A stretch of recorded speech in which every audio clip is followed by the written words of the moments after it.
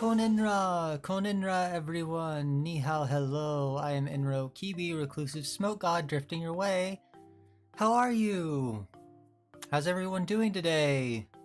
I hope your Saturday's gone well, going well, wherever you are, whenever you are. Hope it's good. I totally forgot yesterday was Friday. I was already feeling like a little depressed making my pizza last night that I normally do. Normally my Saturday ritual. Well, it's okay. You don't need to apologize for falling asleep. No worries. If my voice puts you to sleep, honestly, like, I'm happy about that. I'm just glad you guys can come and enjoy your time with me for however long, you know. I have entire, like, VTuber playlists just for sleep, so I don't take it personally or anything. I'm glad your day went okay, though. That's good to hear. Mine's going pretty well too. Like I said, I got depressed yesterday thinking it was already Saturday night, but I guess it was just because, like, I did my normal Saturday things on Friday because I had, you know, Friday off from the smoke mines, and I just wanted to get out of the way. So, you know, I did laundry and did my contactless grocery pickup and things that I normally do just because I wanted to sleep in today, and I did. I made the most of it. Once I realized, you know, I didn't realize until my pizza was already in the oven, so I was like, okay, screw it, I'm just gonna do my normal ritual on Friday, and that's fine, you know, I'm not really too bothered by it. But yeah, I realized it, and then I was like, okay, now that I know, I'm gonna, you know, have my wine and sleep in and just really enjoy myself as much as possible, you know. Tomorrow will be 40 Celsius. Oh yeah. I was just actually thinking, no drunk tweets, yeah, I didn't make any drunk tweets last night. I was just thinking today, like, it's so hot, like, I don't know, I have aircon and everything in my apartment, but it's still, the air doesn't circulate very well, and my bedroom is, like, in the back, away from my aircon unit, so, like, inside my room, it's stuffy and like, sweaty a little bit, and I don't want to turn on a fan or anything because, like, it'll mess with my audio potentially. So I don't know, I've got a limiter and expander that's supposed to cut out background noise, but I still don't want to mess it up just because, as is, I don't really have a super professional audio setup as it is, and I want to have my audio be the best quality possible, so it kind of sucks. I'm just gonna have to tough it out and really keep hydrated today. I may need to step away to get more water, but, you know, it's fine. I don't think that'll be too big an issue. But yeah, it'll be kind of a casual stream anyway. This game is not super long, although I never beat it as a kid. I'll probably just take it kind of slowly and just kind of, I don't know, maybe this will be a leisurely weekend in general.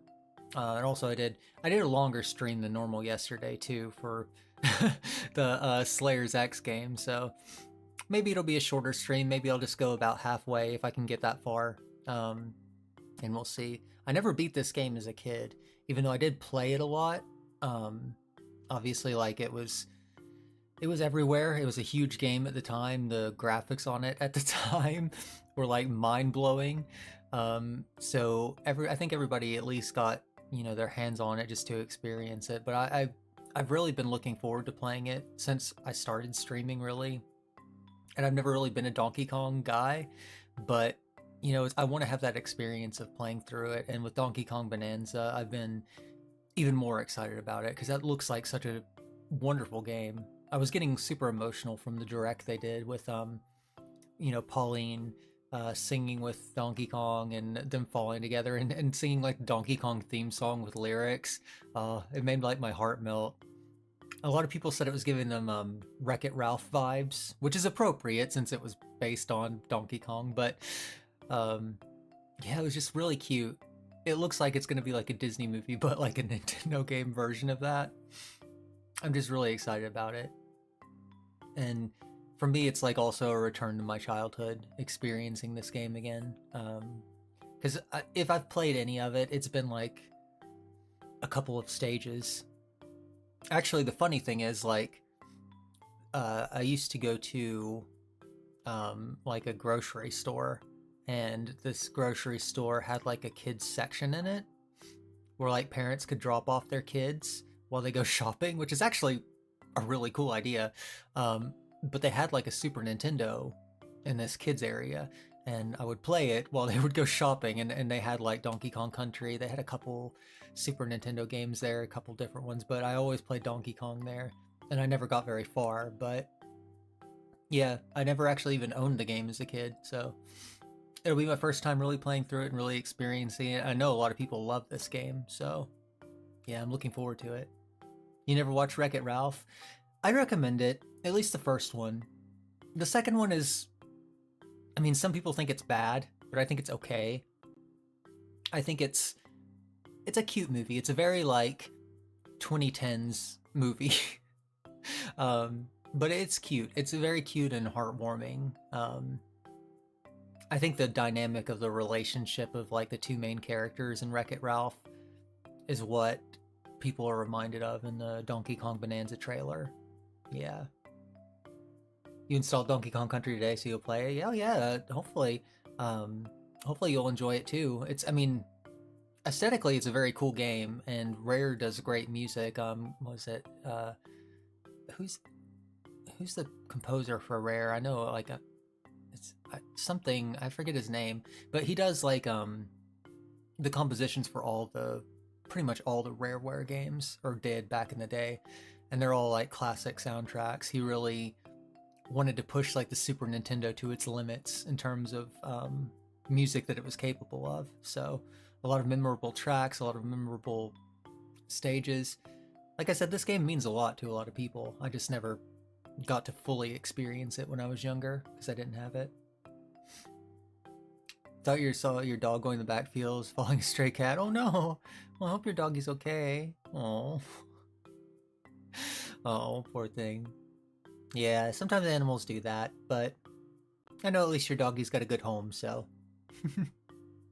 I'm not too worried about them, hopefully. Hopefully it's fine, you know. I guess with all that said and out of the way, I could probably just go on to our game, Chotomatane. This is not a Steam game, so the audio should be a little bit more normalized. It's pretty much always the same on Switch, but as usual, let me know how it is. I had to turn it down a little bit on my end because it was kind of blaring in my headphones too. So again, just let me know how the audio is and we'll go from there. Go to the game room.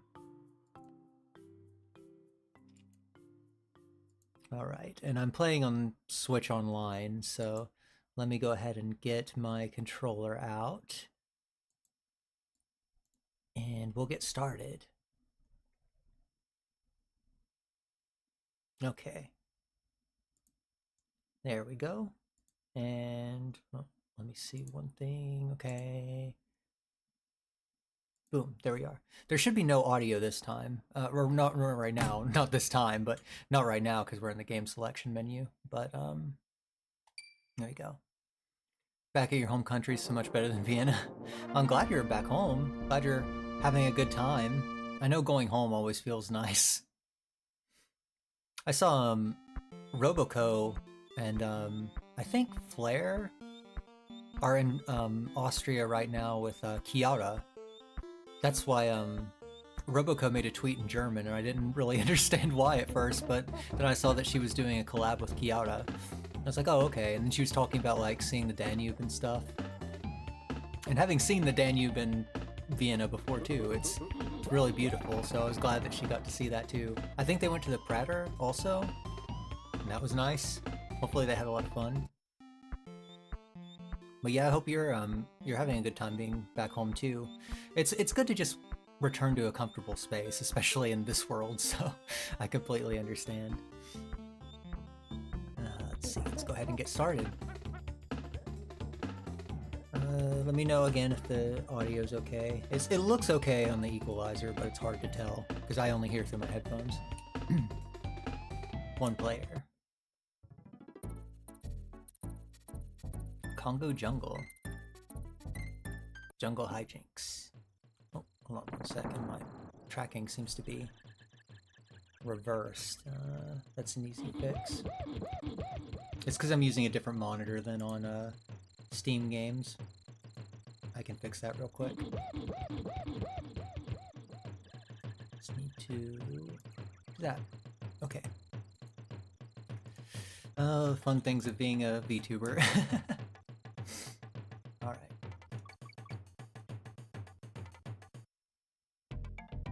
Kong's Banana Horde. I like that this is just like the entire like backstory is that all his bananas are gone and he's sad about it. Less of like an emotionally impactful thing than in the new game. I remember this game being hard too, because like you don't have like hearts or like a hit meter or anything. You get hit and you lose the character that you're playing as. And the whole reason Diddy Kong like exists like in the game is kind of so that players can have a second hit without dying. So I remembered it being a lot harder than other platformers like the Mario platformers or even Mega Man. Only con of being back home is your TV's broken. Oh. Yeah. It's frustrating when your equipment's not working properly. This TV that I've got is actually pretty old. I should probably get a new one eventually. Let's see. I remember there's secrets in this game too, but I don't remember where they are or anything, so... I may miss them, forgive me if I do. Like I said, the full experience that I've had with this game is mostly just playing it in the supermarket. Oh, there it is. I thought there was one somewhere in here. Yay! Extra life!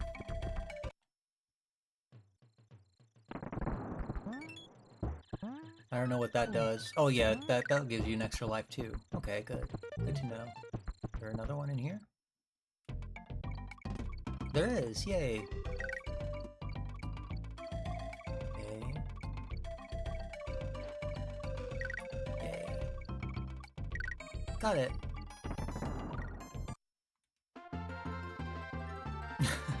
I love the animations too. Like I said at the time, this was like mind-blowing to everybody to be playing a game with these pre-rendered graphics. Especially on the Super Nintendo. I think the PlayStation at this point had either just come out or was just about to come out.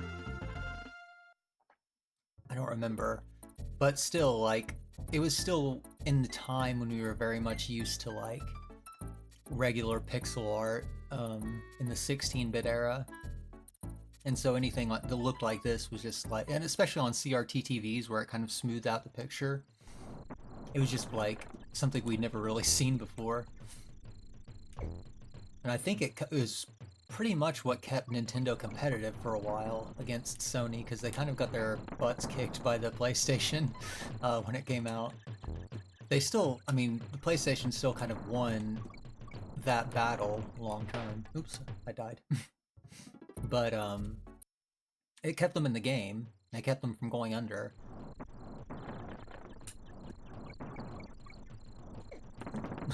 Well.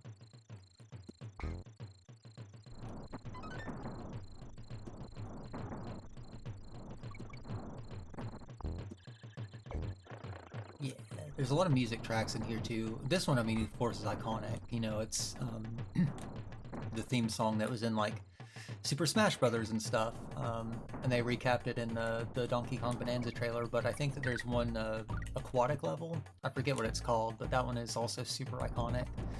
And I don't know if it's in this game or if it's in the sequel, but there's another one that was like, it was one of those like, this video will find you when you need it, and it's like a Donkey Kong Country song.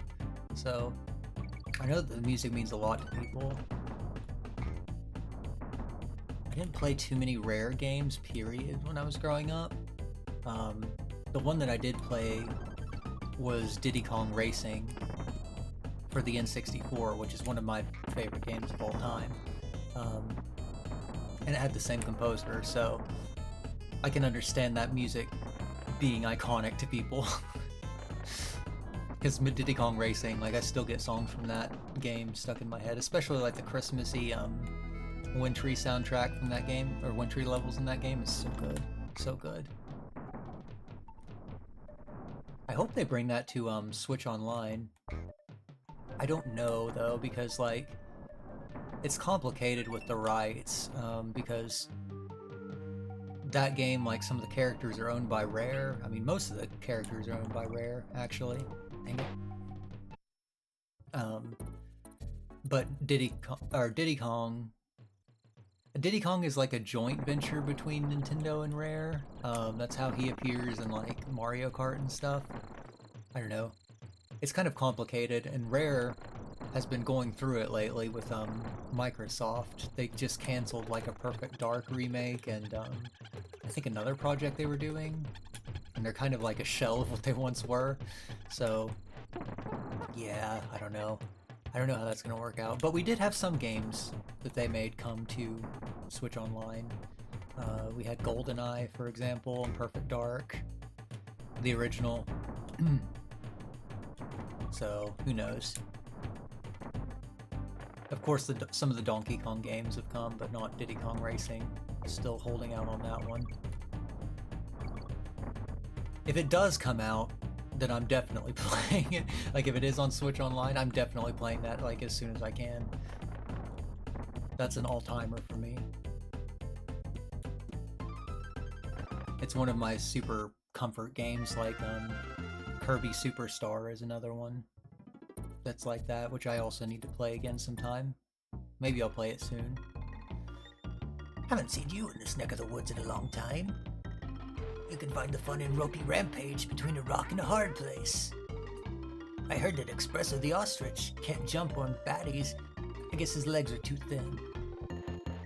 I don't know any more than that at the moment. It tripped me up because his name is Espresso, not Espresso. Which is kind of like a pet peeve of mine when people spell it that way. It's totally irrational, it doesn't matter, but when I read Espresso, I'm like, that's not how it's spelled.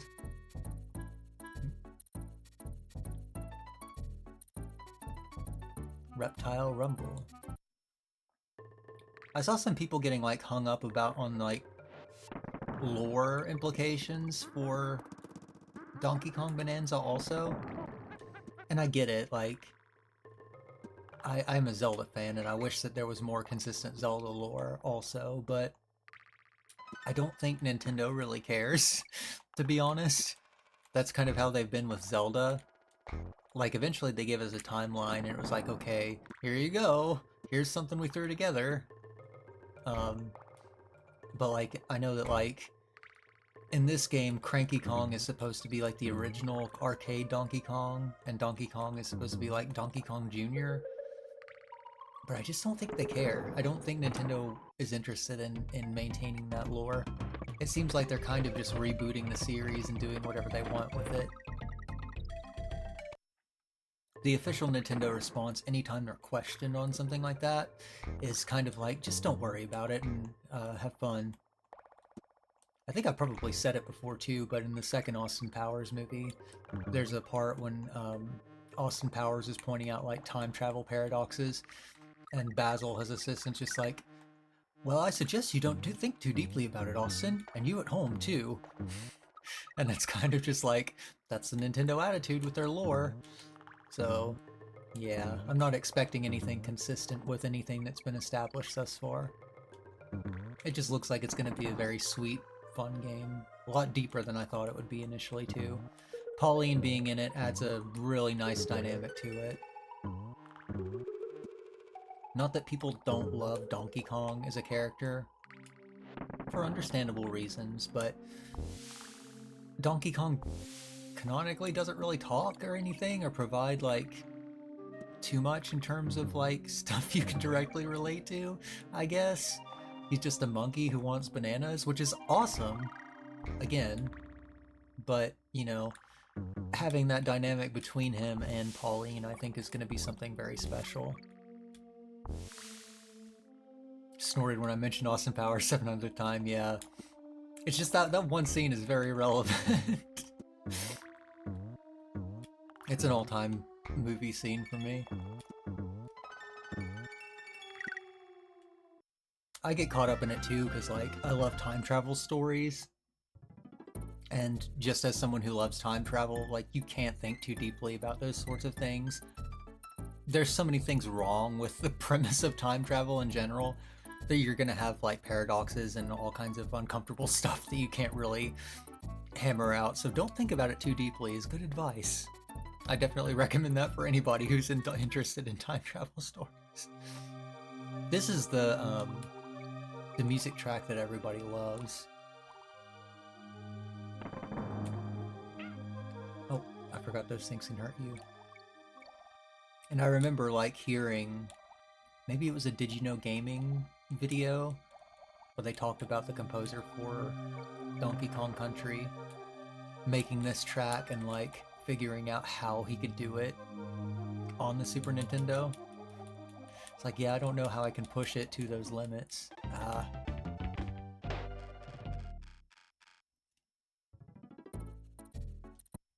I never was very good at this game, but we'll see what we can do. I do intend to finally beat it. But yeah, I think that this track kind of blew people away when they heard it because they didn't really think that the Super Nintendo would be capable of producing it. I wish I like understood one, music theory, but like a lot of the technical aspects of music production and stuff too, because then I could probably appreciate it more, like what all went into it. But I'll take their word for it. Riding on the animal companions too was always super fun. That was also in I don't think you can hurt these octopus guys. That was also in I think Kirby's Dream Land 2 on the Game Boy Color. They had like a thing where you had animal companions you could ride on. I love a good game with a good animal companion.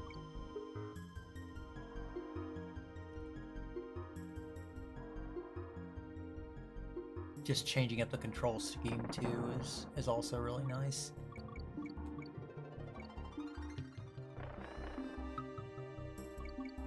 I think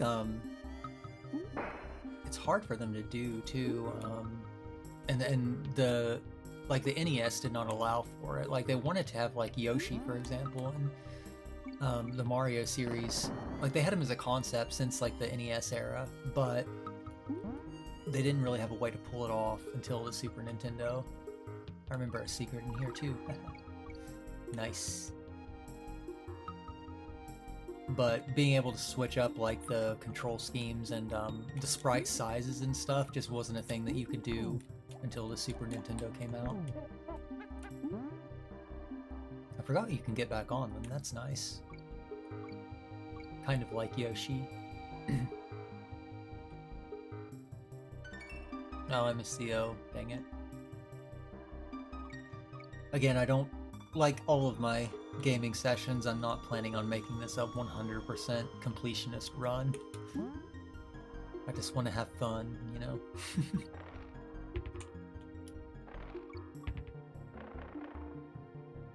The memories of playing this as a kid are coming back too, which is really nice. Yay!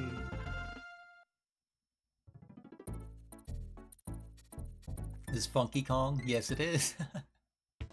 He's so like 90s cool guy. Whoa, dudes, my name's Funky Kong. My bodacious jumbo barrel can launch you at any point on the island. Most unfortunately, since it can also send you to a place you've already been to, which is a complete and total bummer, let me tell you. Whoa, dudes. Oh, he's just saying the same thing again. Okay, so then we can go back to levels we've been to. Nice.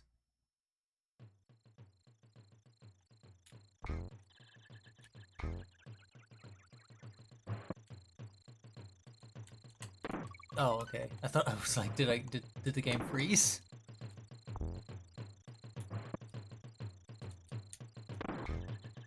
I wanted to get up there, but I don't think I have the kinetic energy to do it. Maybe if I jump on him. No, I wasn't high enough. I like that they have like secrets that you can see, but they're really difficult to get to also. Dang it, I wanted to get that. I don't know how to get that actually. Kibby Kong and Friends, yeah. I kind of want to see Kibby Kong now. No pressure on any artist to draw that, but I kind of want to see what that would look like.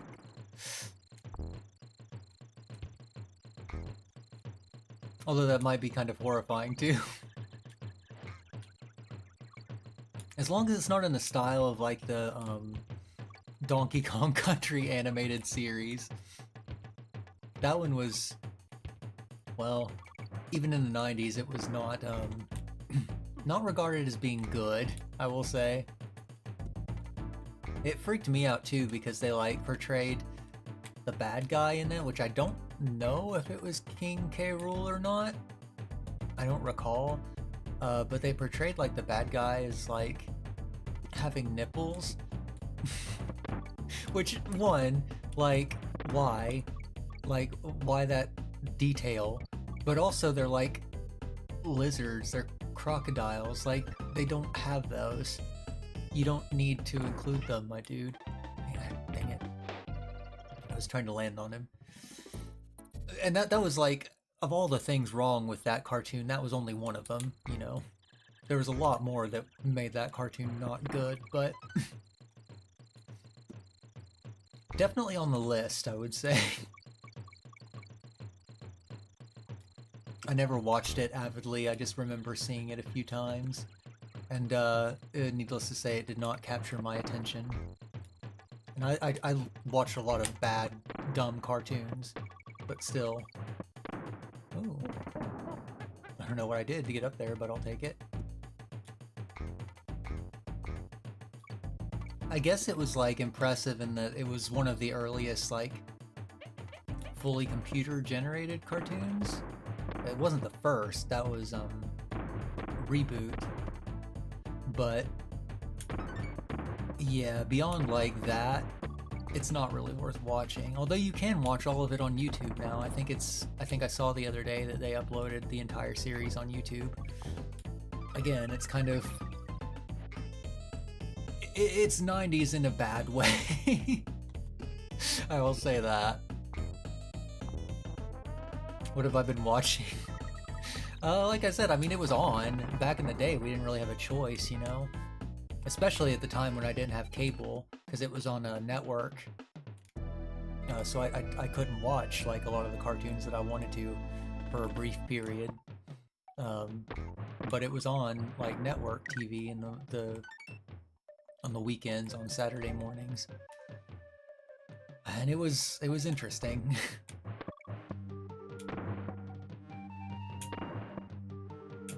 I think at that time, if I recall right, like the general time frame was also when I was exposed to Sailor Moon and Dragon Ball Z for the first time. Damn, you gotta get some of these like barrel launches perfect. But they also started airing on like network TV in around that general time frame. This is before they put them on Cartoon Network. And that was when I first really got into anime too, so there was good and bad in what I was watching at the time, you know?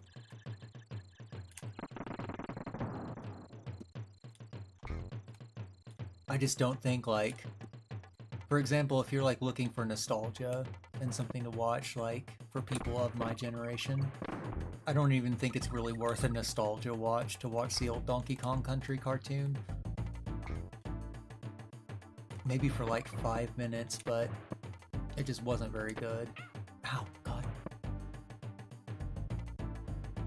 Just like I'm not very good at this game.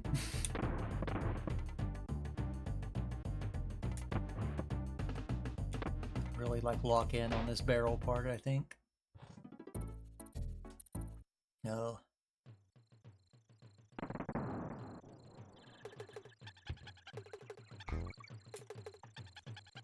Those early anime, like we had anime before then in the US that was on TV, but it was mostly just like Speed Racer or like the weird like Bible ones, that would be on from like the 70s.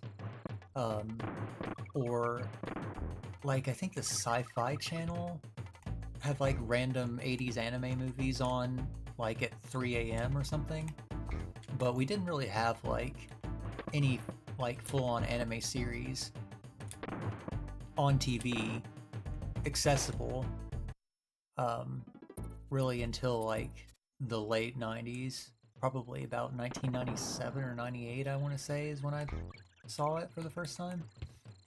And those early anime dubs were kind of notorious for not being good either. Like that was the Dragon Ball Z dub that had, like, for example, it changed Hell to the home for infinite losers and like censored all the beer to like water, and said that, you know, when somebody dies they go to the next dimension.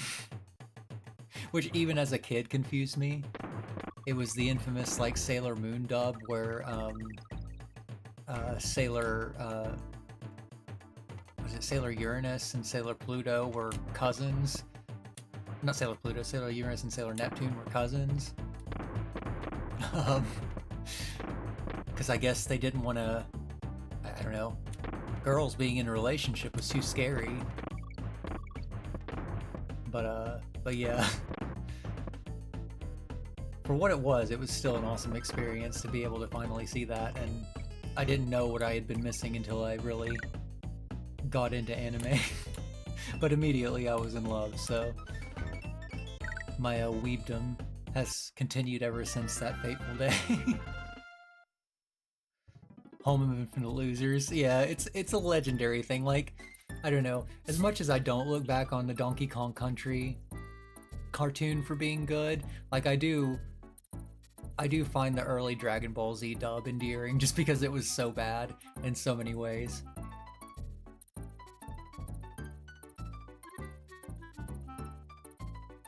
Hydration break.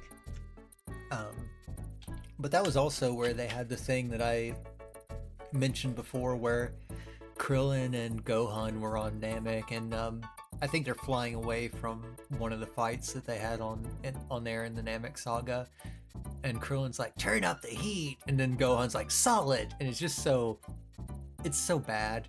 It's so like 90s cringe. I love it though. I love that they included stuff like that. It just makes it legendary, and it did connect to us for some reason as a kid. Didn't understand lesbianism as a child, so you're even more confused by Sailor Moon. Yeah, Sailor Moon was like super queer in an awesome way. Like, I don't know, as a kid I didn't let myself be into Sailor Moon, even though like it did appeal to me, because it's just, this is dumb, but I mean, in the 90s, like, it was a girl cartoon in my head, a quote-unquote girl cartoon, and, you know, boys can't like girl cartoons. It was dumb, but that was, I guess, kind of an attitude back then, more peer pressure than anything else. But it always did appeal to me. I always did enjoy it, and, like, having rewatched it recently, like, I really love it. Like, it's an amazing cartoon, and I wish I would have allowed myself to indulge in it more and really love just the aesthetic experience of it a lot more than when I did as a kid. I mean, again, like I've said many times, I was a dumb kid, so I didn't allow myself to do things that I would have been interested in, but, you know, hindsight's 2020. Now at least I can enjoy it somewhat and not worry about those things, you know. But it did explore like a lot of new ground in that way, and even though they tried to censor it and make, you know, them into very close cousins, I think it was an awakening for a lot of people, a lot of understanding themselves, and I think for that was really cool. You know, it had a legacy, bad dub and all, and that was also in the age of the early internet, so people were still going online to find out about the censorship and why it was so weird that these cousins were so close, you know? Very Naughty's lair. I think this is the first boss. All you do is jump on him. I love how the rare characters look, too. Yay! Big banana!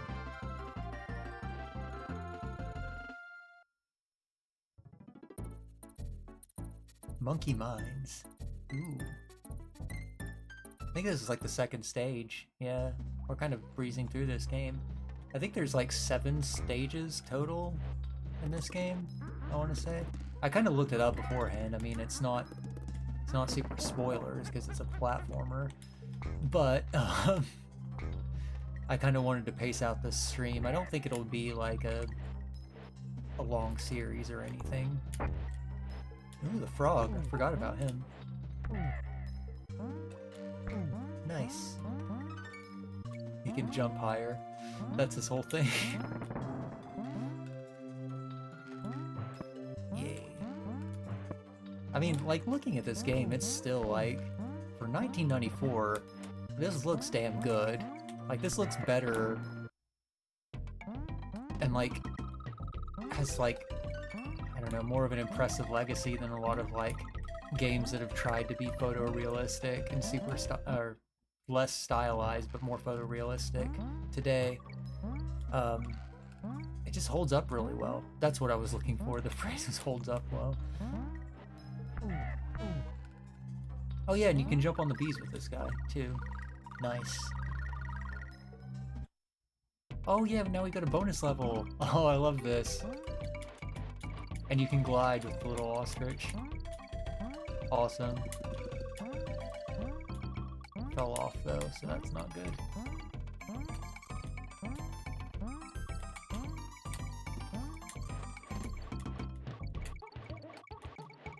Just have to try and get as many of these as possible.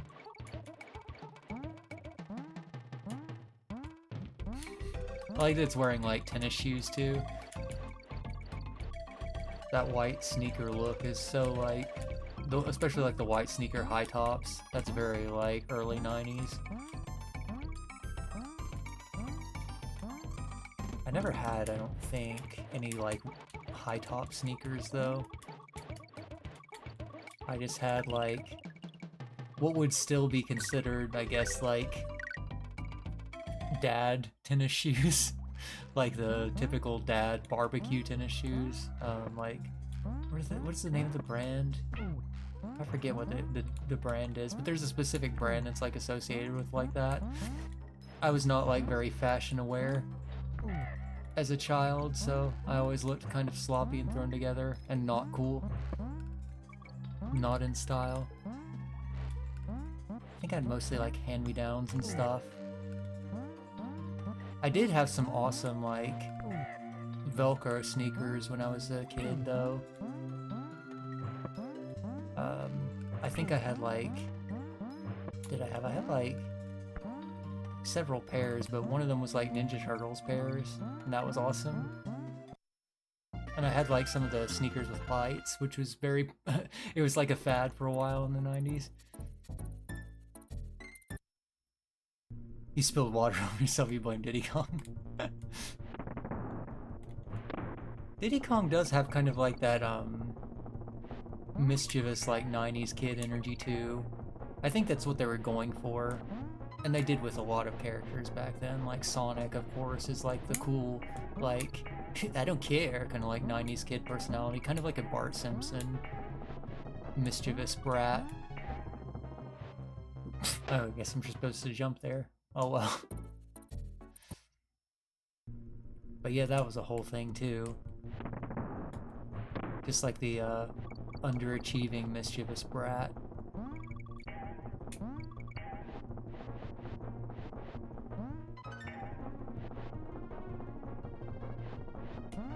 For a while, like, one of the strangest trends in terms of like, I guess I want to say fashion, but like I did the same thing. One of the strangest trends was like Bart Simpson t-shirts that were themed around the American Gulf War, the Persian Gulf War in 1991 or 1992. I don't remember this, by the way. This was like before my memories, but I do remember seeing the shirts later on because people just wore them for a long time, well after that war had concluded. But it's very strange to me that, you know, I mean, I guess that The Simpsons were new and very popular even then, you know, at that time, but it's just so strange that something like that would be that tacky would catch on. But it did. It was one of the weirder things that I remember from back then. 90s brat Billows on his Gibby, yeah. I don't know. I was a brat, but like not in a cool way. I was definitely not cool at any point in the 90s. And even now, probably. I don't think I would be considered typically cool. I was just a dork.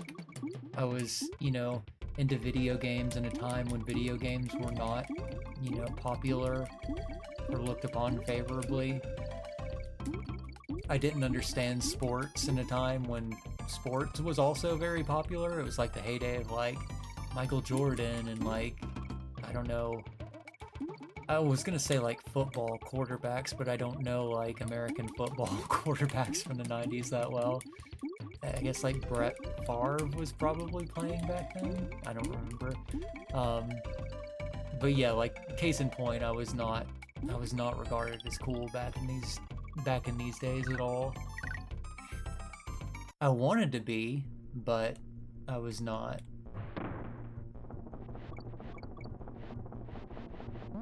I think I was just more of a brat and that I was just a neurodivergent kid who did not appreciate the way things were, for good reason. Clearly like undiagnosed like neurodivergencies there.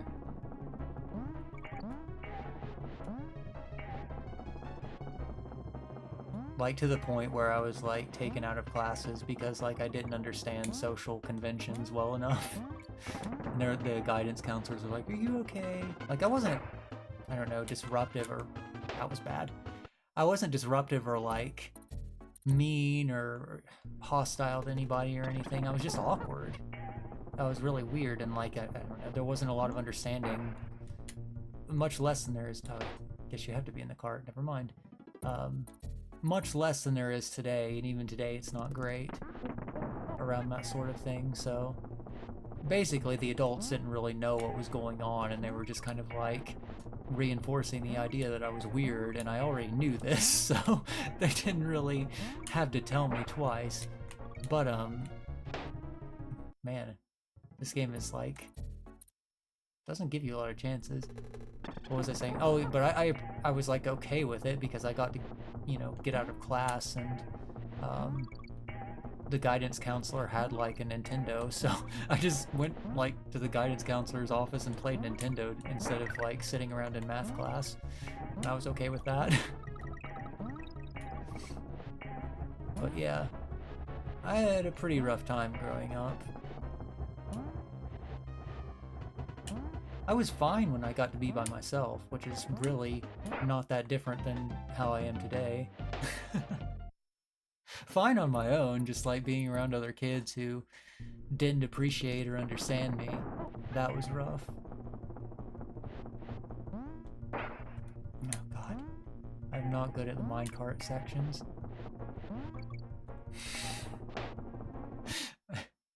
This is why Donkey Kong was never my game.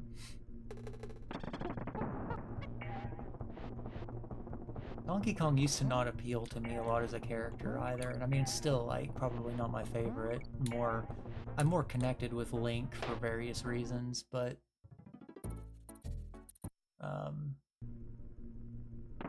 yeah, now I'm appreciating Donkey Kong a lot more. I like the redesign a lot too. It's kind of subtle, I think. I mean, it's not like a ground floor reworking of Donkey Kong, but just I really appreciate how they made him more expressive and more cartoony. I really think it adds a lot to the character, because like he just looks kind of grumpy in the original renders, And I like the original renders too. I think for their time they were super technically impressive and looked amazing. Like I said, this game holds up well, but at the same time I think it's an improvement to make him more expressive,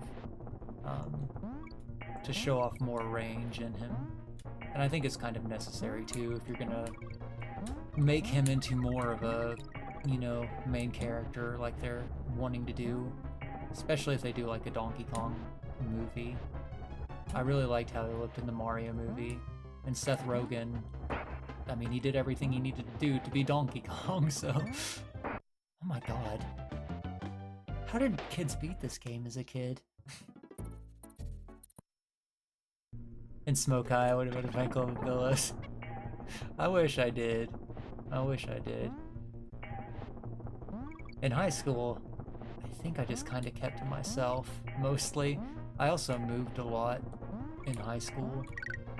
I think I went to like 4 or 5 different high schools. It was like every year I was in a different high school.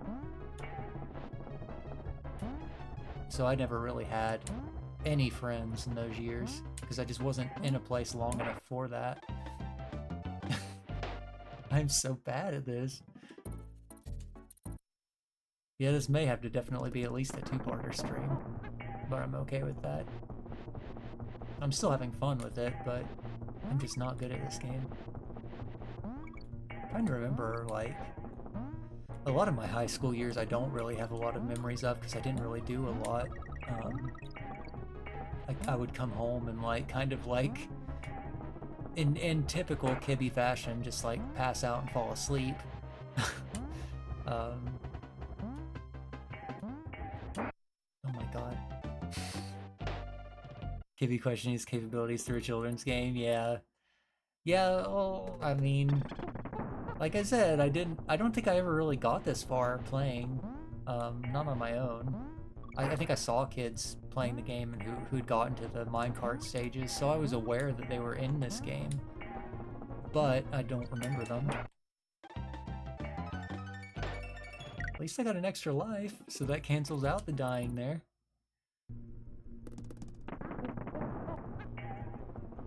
I don't think people come to this stream for the gameplay, so there's that too. I'm not an epic gamer and never claimed to be one.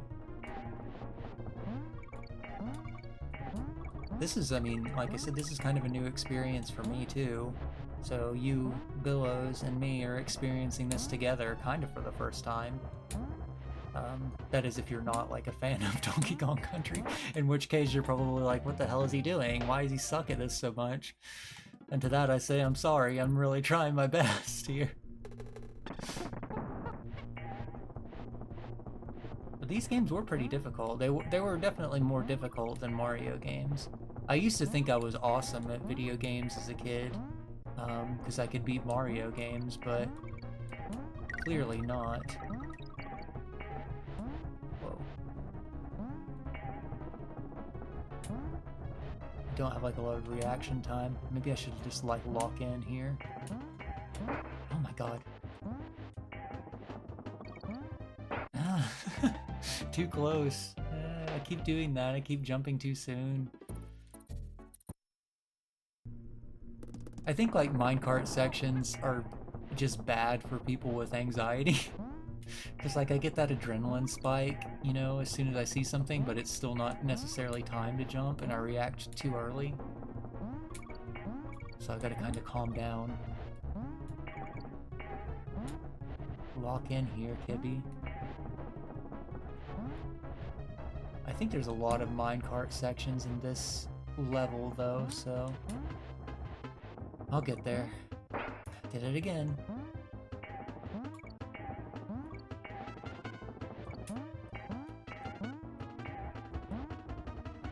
Okay. Got a little bit further, I think. Oh my god. That one took me by surprise.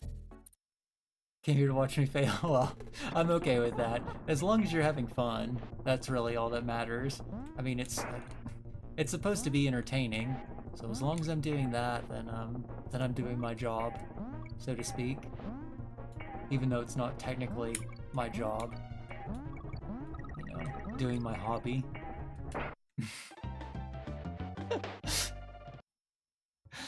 Oh. Unfortunately, it's not going to be any crashing out or raging, probably. I'll just get frustrated at myself. Well, I don't know if that's unfortunate.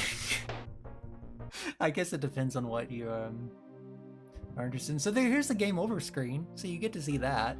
I get to show that to you guys.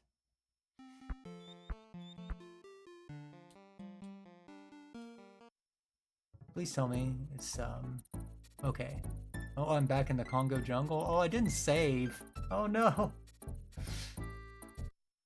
Well, I guess we're starting over here. I guess that I was supposed to save, but I didn't think about it. Oh well. Well, we get to revisit the first couple levels together. This is fun. I'll make sure to do a save state next time. KB Gamer moments of trying to beat that one Wario game boss, yeah. I still need to clip that sometime. I just haven't gotten around to it because I've been too tired and too exhausted.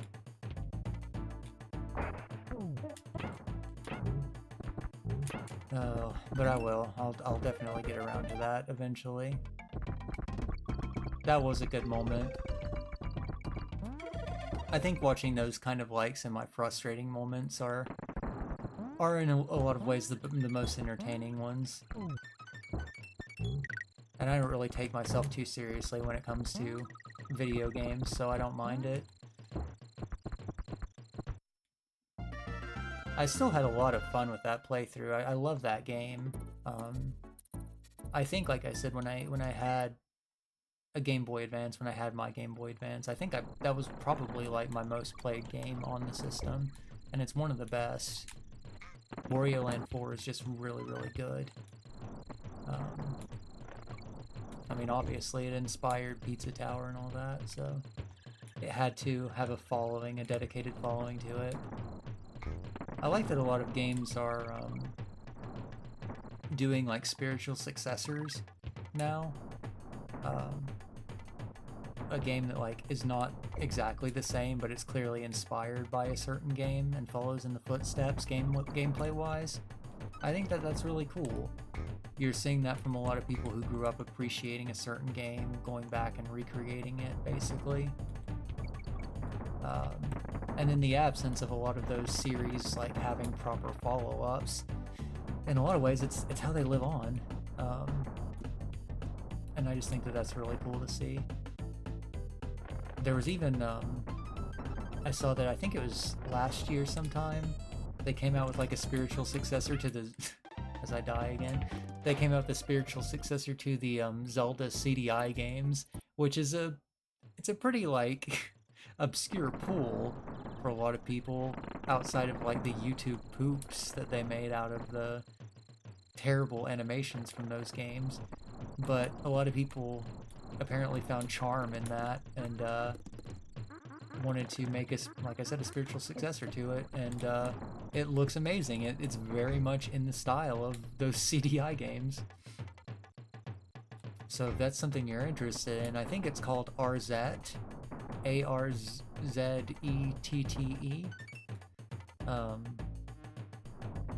But I don't remember like what it's Arzette and something, or Arzette colon something, but I don't remember the rest of it. The Secret of Faramore or something, maybe? But it's really well done, if you're into that sort of thing. And a lot of people seem to enjoy it. Tragic gamer moments, yeah. Well, like I said, we were kind of breezing through this game until we got to the minecart stages, so I don't feel terribly bad. It's also better than if I had gotten further in the game and then lost, like for example if I had gotten like halfway through the game. Let's see. I'm trying to see, how do you save in this game? I'm not exactly sure. Maybe I just had to do a save state.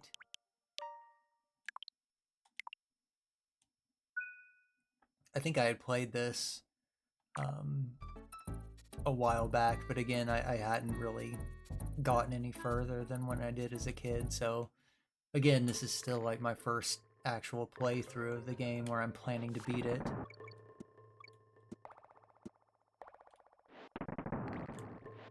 And showing how not familiar I am with the game. I love this like cavern scene too. This is really good in terms of pre-rendered graphics. This just looks very, very nice still to this day, I think anyway. Like, something about it is very appealing to me. It reminds me of like a lot of like 90s television shows when they would have like a fantasy setting or a sci-fi setting where they go to another planet and they're in caves. Like maybe like Star Trek: The Next Generation. Certain planets it kind of reminds me of. Kibby didn't like Star Trek: The Next Generation as a kid. Now I appreciate it, but my parents, Enra Mama and Enra Papa, would always watch Star Trek, so I did see a lot of it back in the day.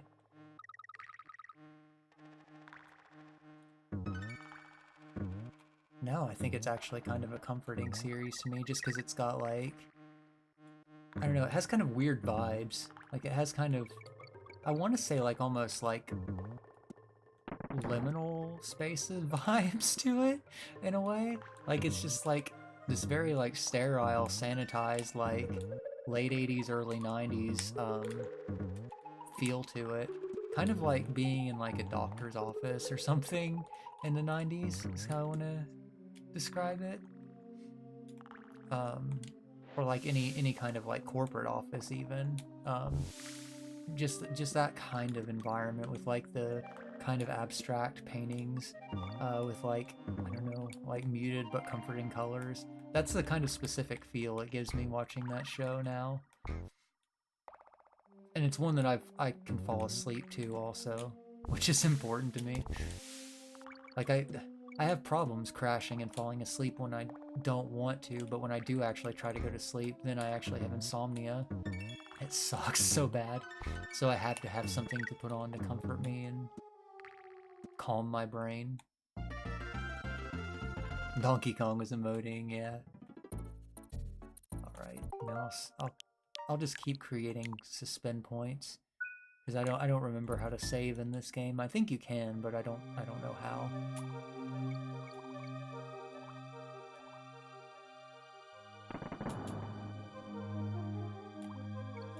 I do like that even though this was not one of my... I mean, it wasn't a game that I owned ever, but it wasn't like one of my like childhood staple games that I played the most on my Super Nintendo. It does bring back a very specific feeling of that era, regardless. I think just because this game was so iconic and meant so much pop culture-wise, you know, that it does reawaken those feelings that I had playing these games back in the day. Trying to get away. No, I want to ride the fish. Dang it. Oh well. There's another one up ahead anyway. But it does remind me of TV shows and stuff that I used to watch back at this time. One thing that cracks me up too, watching VTubers, is specifically Kiara. The fact that she loves like Home Improvement, which is a 90s sitcom, if you're not aware of it, a 90s American sitcom. It was not like very good, and it like, I think it has not aged well. It's typically thought of as being very cheesy and cringy now even, but the fact that Kiara just loves it is very funny to me, and it's endearing. Like, I love that she enjoys it, but it's just very hilarious to me because it, like I said, it has not aged well, and it's not something that I necessarily like Like, it is very 90s, but it's not something I really look back on and miss, typically. Thought I were going crazy hearing sounds, and then I was just smashing buttons on my controller. Yeah, sometimes, I think when I'm talking, like, I have a noise gate, and I have, what is it? A limiter, but also an expander that's supposed to cut out sounds of, like, me typing and touching on the controller and stuff. But if I'm talking, the noise gate is open, so then you can hear it. So while I'm yapping, you're going to be able to hear the controller buttons, unfortunately. Hopefully that's not too distracting. What was I saying? Oh yeah, but Home Improvement, the thing with that show, even if you haven't watched it, you might recognize there was like catchphrases in a lot of like sitcoms of those times, and the main actor in it, Tim Allen, used to be like, and he used to make that sound. It was even in the theme song. It would have him going, and he would say things like, ruh, ruh, ruh, ruh, ruh, trying to make like manly noises. It was really bad, and Tim Allen is kind of a douchebag. But, but yeah, that was another thing that was very popular during this time, and it does kind of bring back to mind that era of watching that on television too. Again, we didn't have a lot of choice in terms of what to watch. It was just kind of what was on television, good or bad. And there was a lot of bad television too, so.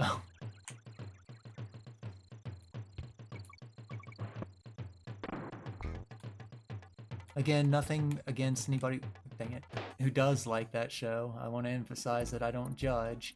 I think it's very cute and endearing that Kiara loves it, but just very funny, like, really?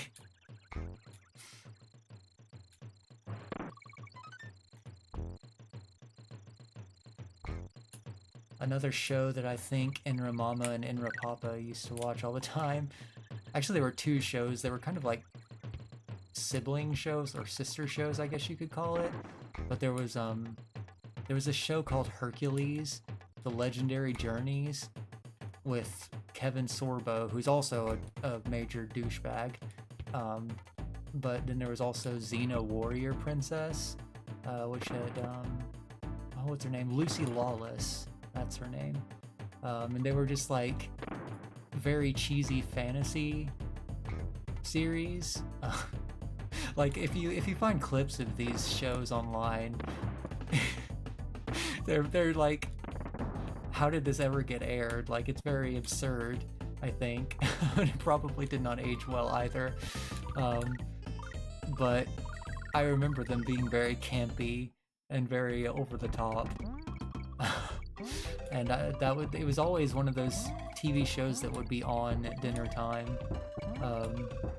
And they loved them.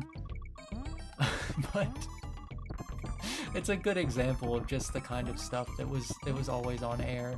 And I think things that would never be made today, I don't think, just like a different mentality. At least I can't imagine something like that being made and aired today.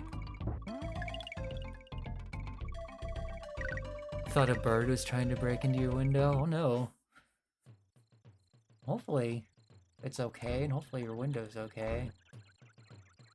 I remember one time, it's not a very good memory, but I remember like a bird that flew into my window so hard that it actually like died. And that was really upsetting. I was really very sad and torn up about it. Hopefully the bird is okay, the one that hit your window. I mean, I guess, fortunately, if you want to look at it that way, my window was okay. The bird was not. But yeah, hopefully you're alright. I get freaked out by loud noises, unsurprisingly. Like I was saying, I don't like the noisy, boomy fireworks holiday. I think a good thing, actually, with having my wine and pizza, maybe I mentioned it, was that I kind of was, I mean, I was tipsy and, like, not really fully locked in where I normally would have been sober. with the fireworks going off, and I don't remember them being that bad last night. I definitely heard some, but it wasn't like... I wasn't awake at like 1 or 2 a.m. when people are normally still firing off fireworks. So there was that. A good aspect of me breaking my normal ritual. Normally, like, I have to... I'm kind of a person who requires a kind of structure, at least on things that I do, for my comfort. I like things to be a certain way and to plan them out and do them on a certain time frame.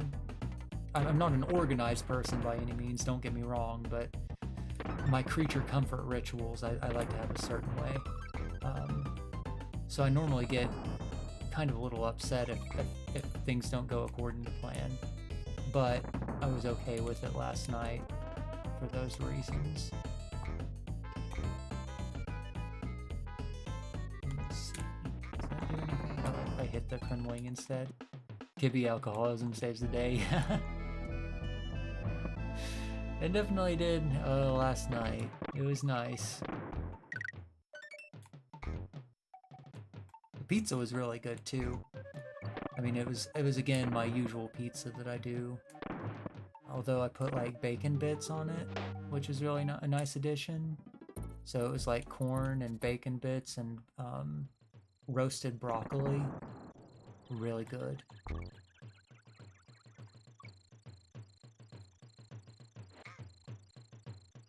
I think actually when I went to Austria was the first time I really ever had corn on pizza, and I was like blown away by it. It's been like my favorite pizza topping ever since. There's just something about it that goes really well with pizza, and people here like look at me like I'm crazy, but I'm like, yeah, well, in Austria they said to them it was normal, and I like it, you should try it. But yeah, that's my favorite way to have pizza.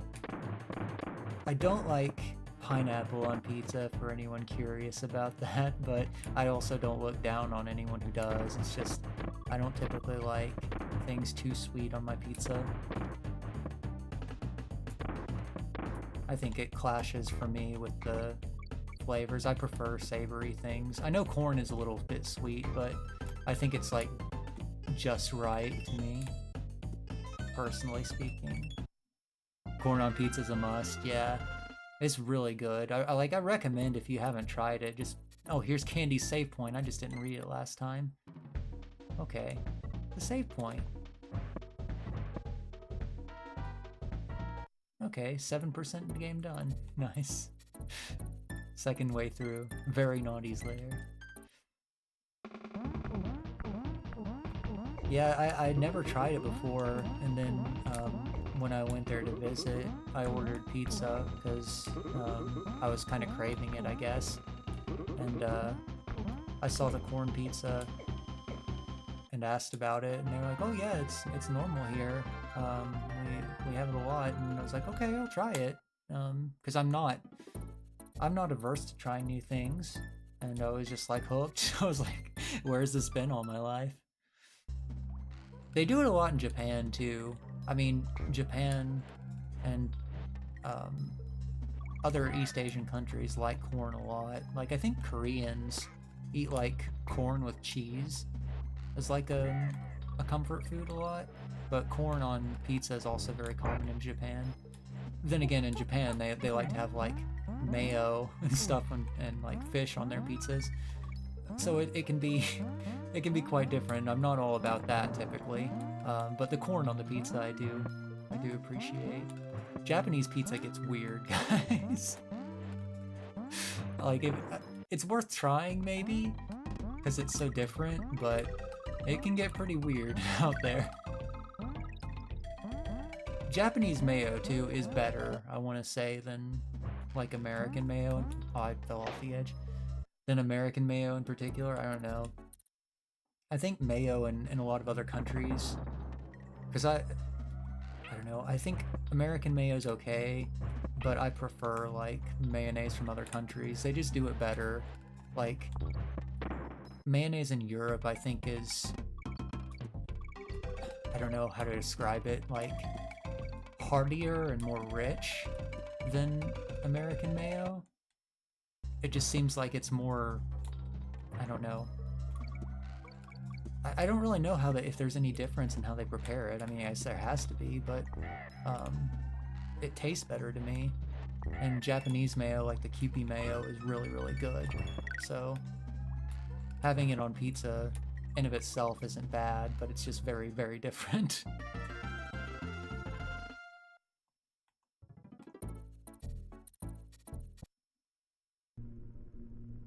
Like in a lot of, if you travel on trains across Europe, a lot of like the food carts and trains will have like sandwiches, and they of course they all have mayo on them, and it just complements it perfectly. Like to me, I love the combination of like tomato and mayonnaise. It's really good, and I still get kind of nostalgic thinking about like train station or metro station sandwiches in Europe. Just so good. That mayonnaise and the tomatoes on it, just it's so nice.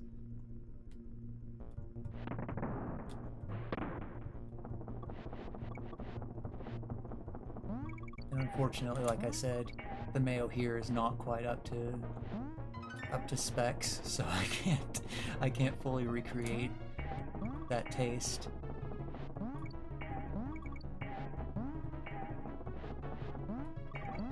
I know that like there are definitely concrete differences in how American food is and food in other places. You know, we have a lot of like high fructose corn syrup instead of like sugar in a lot of things, and I don't eat sugar in much stuff, period. Like I prefer sugar-free alternatives to things, but there's other stuff too. Like American chocolate is not good to a lot of Europeans. Like it's got like a chemical in it that, I mean, it's gonna be kind of gross, unfortunately, so warning, but it has a chemical in it that tastes kind of similar to vomit to a lot of people who aren't used to it, but Americans just eat it. And I'm not a chocolate person, so I don't like chocolate much, period. But I will say, I think that the chocolate that I had in Europe when I visited there a long time ago was better. I think that it tasted smoother. And I do think, from what I remember of it, I think American chocolate kind of has like a filmy feeling in my mouth, like an aftertaste to it. And I don't like that, which is probably why I'm not big on chocolate, period. I'm not a chocolate person at all, or a sweets person, so yeah, it never appealed to me very much. And American sweets in general, I think, are too sweet. I prefer Asian sweets that have way less sugar in them.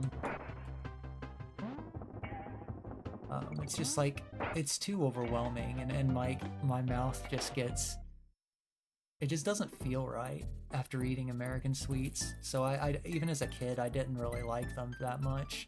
I like the more milder ones, normally the ones the other kids didn't like, but I don't like the overloaded with sugar ones. It's just, it feels weird in my mouth, you know? And it just overwhelms my palate, so to speak.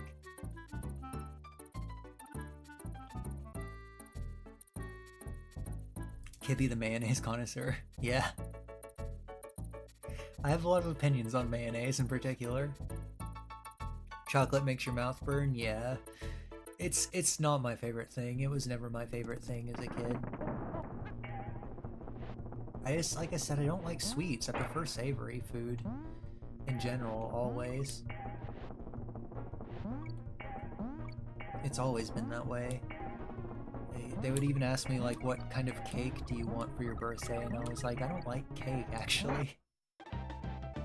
So adults were confused, and they normally ended up getting like something like chocolate cake anyway, because I guess it's more for like, if you have a birthday party, it's more for the other people to enjoy it anyway. But it was just not my thing.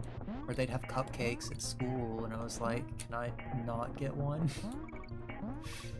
You know, especially the icing on it. I don't like icing. I really hate icing because it's too much. Icing is always just like, the richness of it just makes me, ugh, I can't do it. When I did eat cupcakes, I'd always have to cut the top of them off. I think the cakes that I was okay with was like banana cake, or banana bread. I guess it's called banana bread, but it's more like a cake. It wasn't as sweet, and there was like a spice cake, I think, that Grandma Enra made that I liked, because it was more like, I guess, cinnamony. And I mean, again, it was more like just cinnamon bread than cake. But any like chocolate cakes or any cakes from like the stores, I just, no. Can't do it, unfortunately.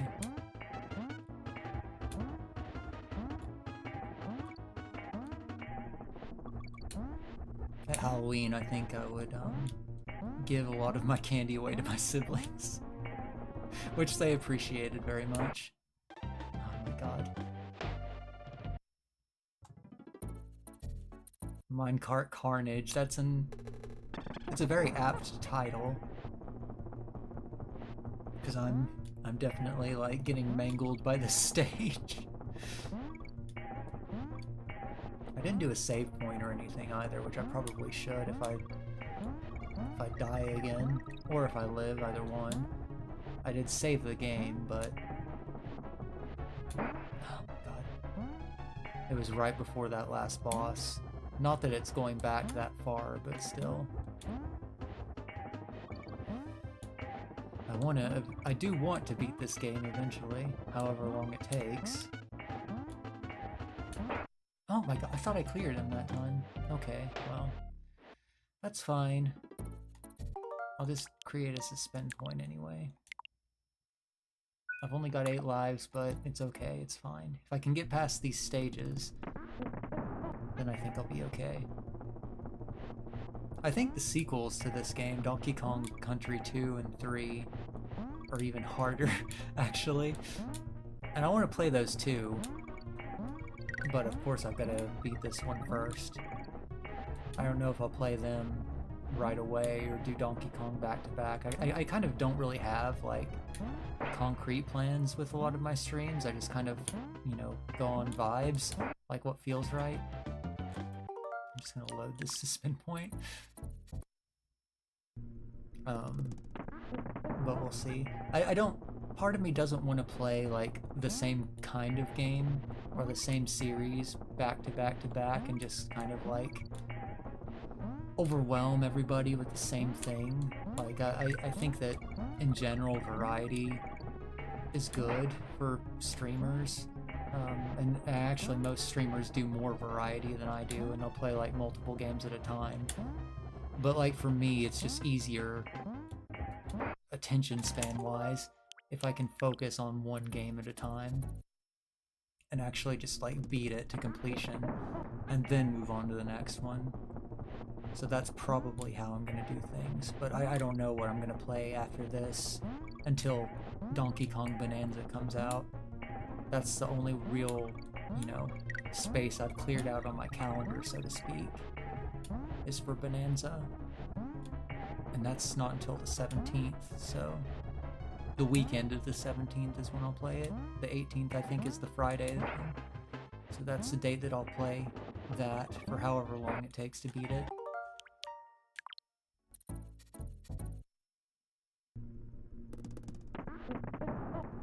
And again, I'm sorry if you're a purist for this game, but I will be using save suspend points liberally in this playthrough.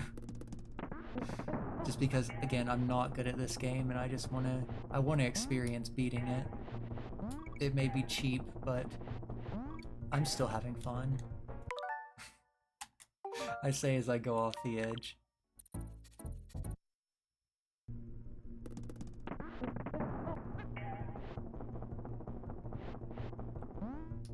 I see the appeal in this game, you know. I think that for people who wanted like maybe a more challenging platform experience than like Mario games in the SNES era, this is probably hitting them in a very sweet spot, you know? I guess platforming purists and everything wanted an experience like that. So it's definitely like ramped up difficulty from the Super Mario games, like Super Mario World. I can almost beat Super Mario World, like... I can almost speedrun that game, but this game, not so much. Maybe I'll play Super Mario World also, although I'll do it, you know, the way you're supposed to, not using the shortcuts. Same with like Mario Brothers 3, which is another one of my favorite games and comfort games. Gotta lock in here.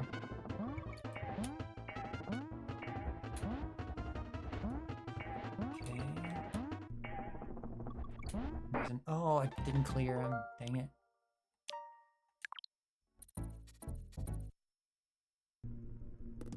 But yeah, I want to play Super Mario Brothers 3 without using like the warp whistles and stuff, eventually.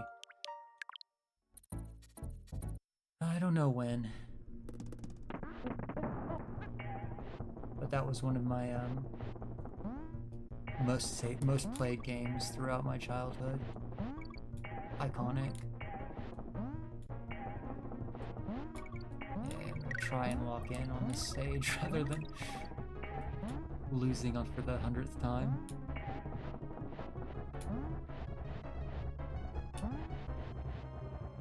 So one good thing about me is that I am stubborn. I'll keep at it. Okay. Good.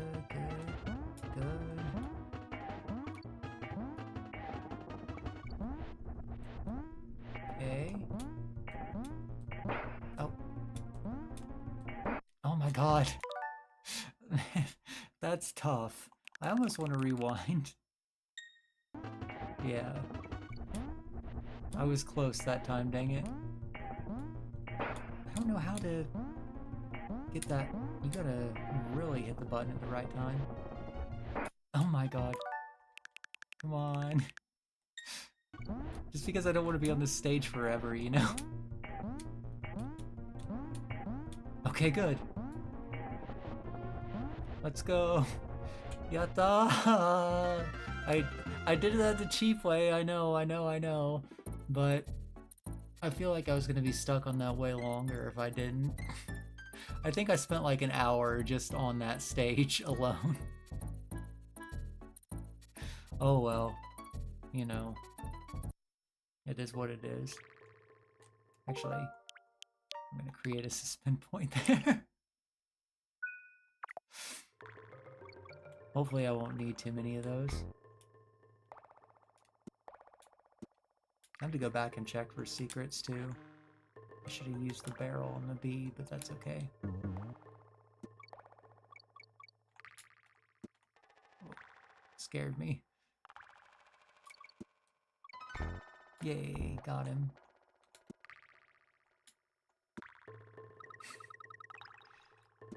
This guy. Yeah, got him. The jumping on enemies is a lot more difficult in this game too. I think the hitboxes, I don't know. I mean, it's a well-designed game. I'm not critiquing like how they did this game. Obviously, it's iconic and everything, but the hitboxes just on the pre-rendered sprites, I don't know, for some reason my brain doesn't compute them correctly, so I'm not sure exactly where I'm supposed to hit on them. I don't know if that's like a valid criticism or again just Kibby being bad at this game, but that's just kind of how I feel and part of my difficulty with this game. Ow.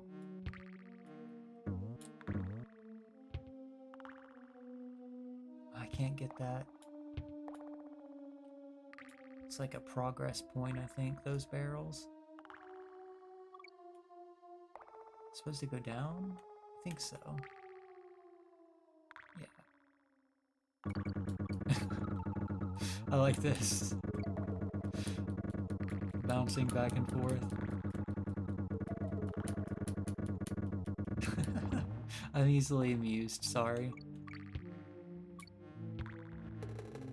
Aesthetically, this stage is really cool too. I like the, I mean, it's not much, but the color filter on this is really good. This also reminds me of, like, I don't know, 90s television. A lot of, like, cave scenes would just have, like a set like this that they would build, and then just put, like, a color filter on it. Very nice. Can I get up there? I feel like I can.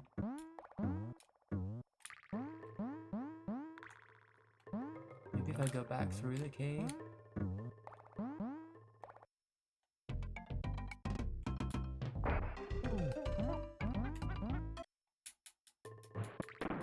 Ah, I thought I could get up there. Oh well. I guess not. It's okay. I forgot what the frog's name is. I know it's Rambi for the rhinoceros. He's in Donkey Kong Bonanza also. It's not a huge spoiler or anything. They showed him in, like, some of the previews and stuff. I personally, like, after the Donkey Kong Bonanza showcase that they did, I haven't been watching any of the new preview stuff they put out because I kind of want to just go into that. Oh my god. I kind of want to go into that game as blind as possible.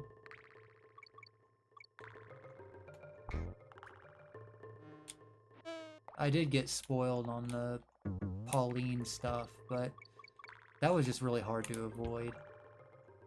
I try in general to not look at spoilery stuff, but it can be hard.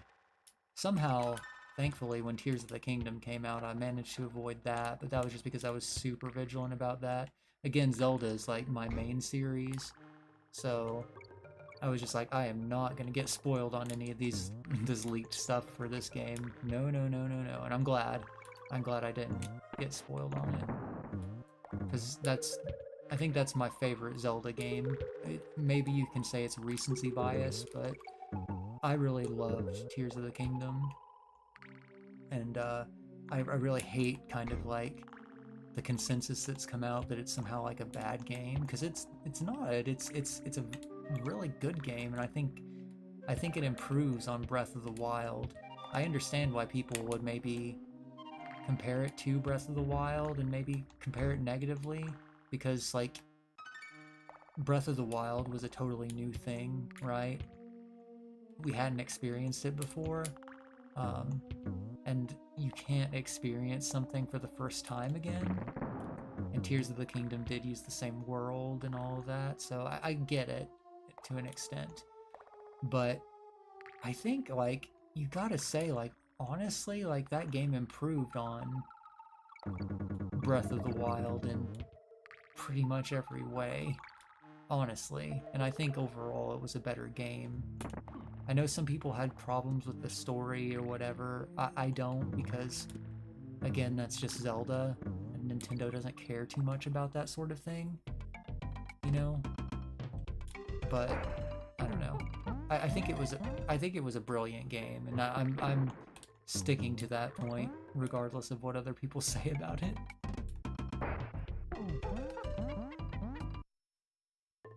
The only reason why I'm not playing that game on stream, even with the Switch 2 upgrades, which are really good, like seeing that game in 4K and 60 frames per second is really nice, but I've just played it all the way through already. You know, I wouldn't have the same sense of wonder playing that with you guys as I did when I first played it. Now, when a new Zelda does come out, whether it's a Zelda Warriors game like the new Zelda Warriors game that's supposed to come out based on Tears of the Kingdom, or like the actual new mainline Zelda game, then yeah, we'll definitely play that on stream. Or if it's been a while, like Link to the Past when we played that one, like I kind of want to replay the Oracle games, then yeah, sure, we can do that. But I think, like, with a new mainline Zelda, I would want to share, like, my sense of wonder at the game with you guys, because I think that would make for a better viewing experience than just replaying Tears of the Kingdom just because. I think just not enough time has passed from when that game came out to really warrant a replay of it. Like, for example, Link to the Past, which I hadn't played in years and years and years, and I had the specific goal of completing one puzzle that I didn't really know how to do as a kid.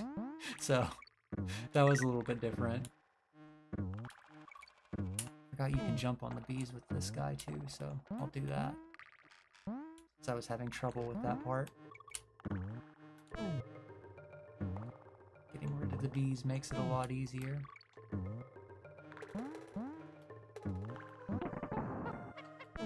Yay. I don't like the little fly sound that they make when you jump on them. Oh, okay. Still killed him. I thought that was gonna take away my frog buddy, but no. I'm good. Must be near the end of the stage. I got the G, but I forgot the N somewhere. It's okay. I also miss any secrets that might have been in this stage, unfortunately.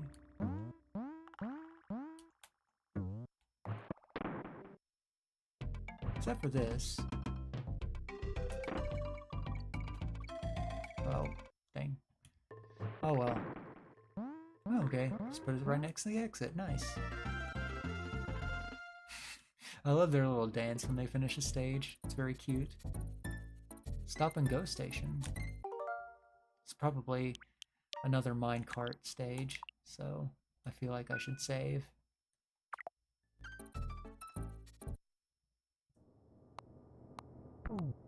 Oh, that was weird. It like flickered. I don't know what happened there. Oh, I see.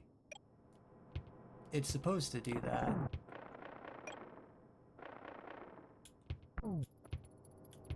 At least it's not a minecart stage, there's that.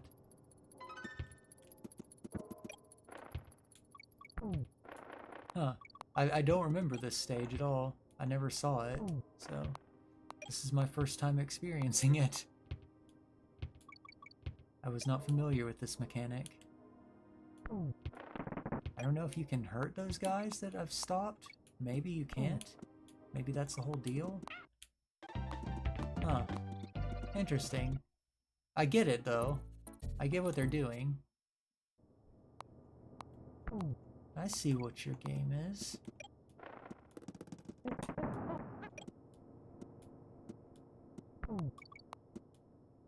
This had to be like an impressive effect on the Super Nintendo also. Even though it's probably just a, you know, transparent color filter that they've applied. It really does look good. Can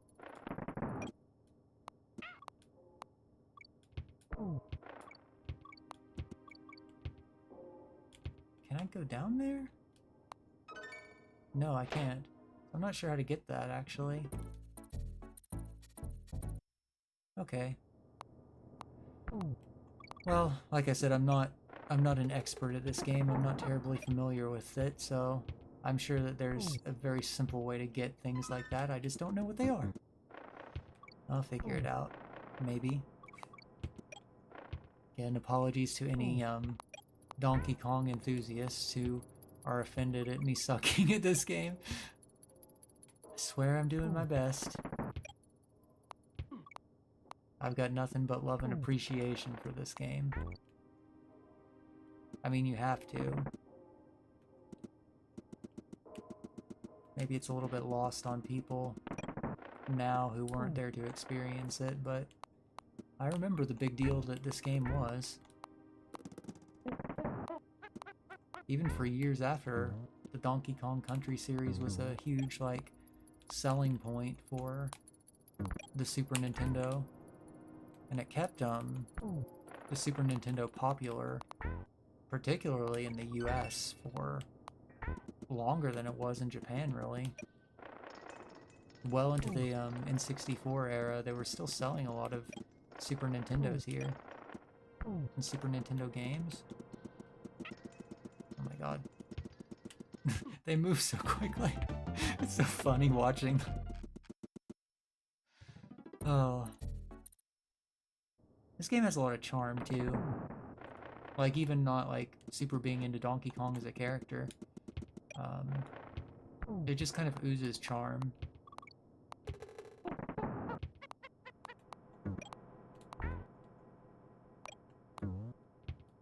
Okay, walk in here and try and get through this section. This gets pretty rough. The way that they just scamper is very, very funny to me. Like, yeah. Just like rascally little guys.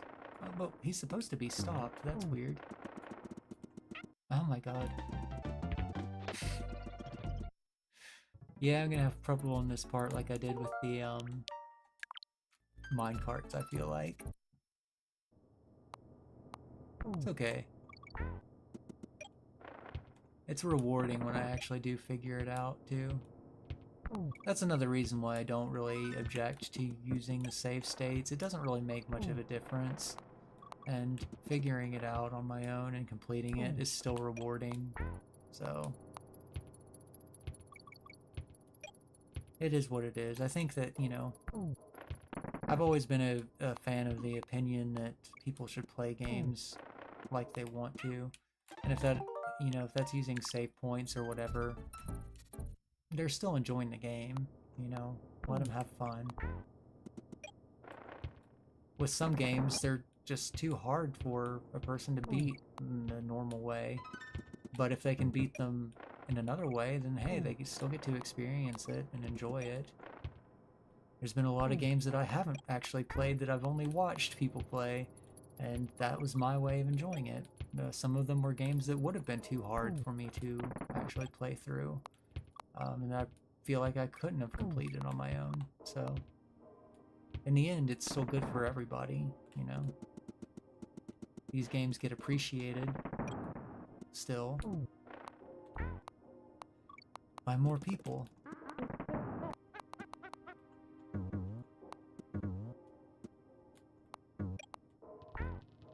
Okay.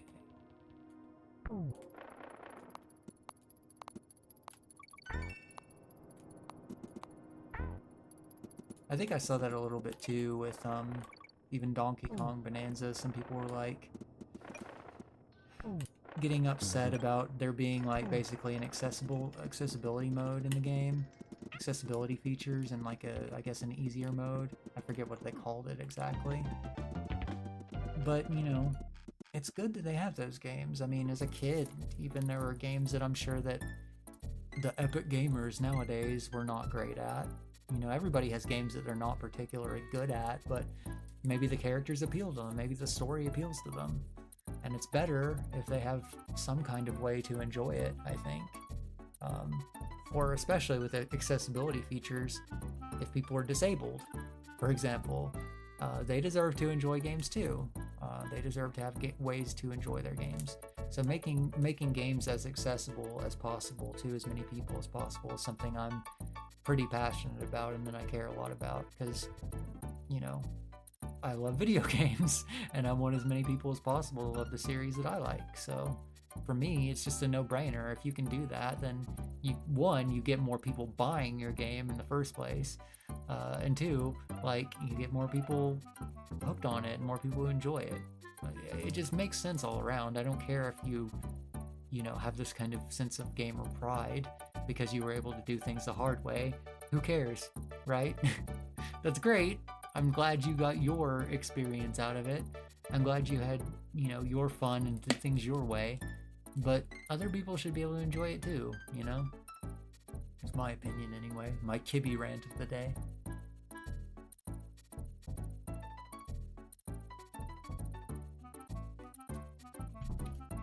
Whenever I rant, I have to take a hydration break. Alright, let's see. This scampering. So good. Uh-oh. Oh well.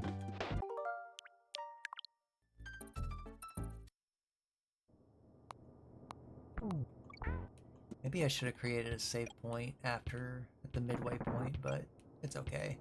It's not. This doesn't seem like a terribly long stage, it's just kind of difficult. I like the novelty of this, though. It's different. They change up this game a lot and make it interesting that way. I was paying attention to Donkey Kong and not Diddy Kong.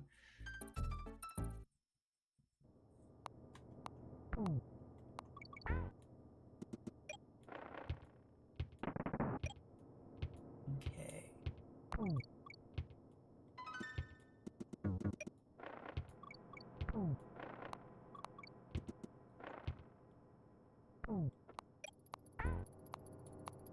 I think one of the playthroughs of A Link to the Past that I watched, I think it was maybe like a year and a half ago, it was a little while ago, was Luna from Hololive, Himamori Luna, playing A Link to the Past for the first time. And there were some parts that she really struggled on. She wasn't particularly great at the first time, but it was really rewarding seeing her actually be able to complete that game. When she actually did, you know, get past those difficult parts, which are actually legitimately difficult parts in the game for a lot of people. I think enjoying seeing people get past things that they struggle with too is really nice, and it's one of the things that I like about VTubers and I like about being a VTuber. You get to share those moments. And it's the same in anything, really. If you care about somebody, or if you like somebody, or even just as a human, you know, watching somebody succeed at something after they struggle with it, really nice. It's just really nice from like a humanity perspective, you know. I can't roll it because the tire's stuck. Oh no, I'm screwed. Am I screwed? I don't know how to get it. I'm just gonna have to run for it. Let's see, can I get past them? Oh no. That part's really, really difficult. How many lives do I have? I might just create a save point. Oh no. Let's do it, let's try it. I'm at the midway point. We'll see if I can get past here.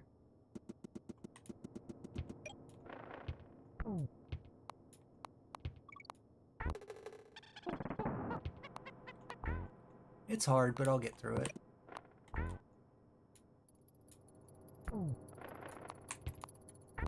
It's funny, I was nervous about playing some games on stream because I feared, like, being bad at them and what people would think, but, like, I guess now after doing this for just a little while, even, I'm kind of like, screw it, you know? Like, if people have a problem with that, so what? You know, that's their deal, right? Got it. Yay! See, I got through that stage, too. It's okay to be bad at things. I think that's an important lesson people need to learn. You gotta be, like, secure in yourself being bad at things, right? I think some people aren't, unfortunately.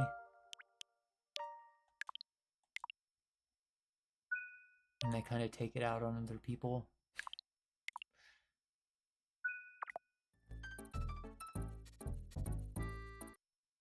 Me, I'm perfectly fine with saying I'm not great at something. Because I'm not great at everything. And that's just, you know, that's normal.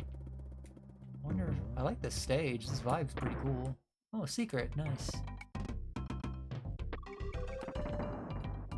Ah, dang it. I missed the K there. The vibes of this is very like... I don't know, there's like an aesthetic in the 90s called Utopian Scholastic.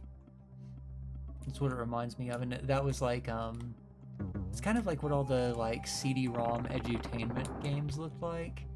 You know, or it would be like, it'd have like a pan flute, and you'd be in like a museum exploring, and it'd be telling you about, I don't know, ancient Egypt or something. That's kind of the vibe I get from this stage. I really like it, though. It's really good. That Utopian Scholastic look is one of my favorite things. Oh, it's so nice. I should push this tire, probably. Monkey push tire.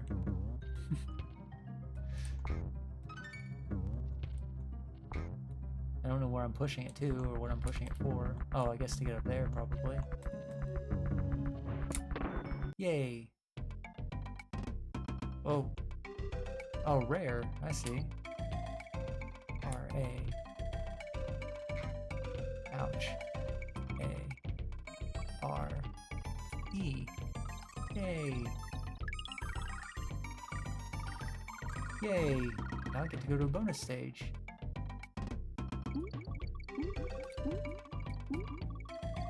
Three? Oh, interesting.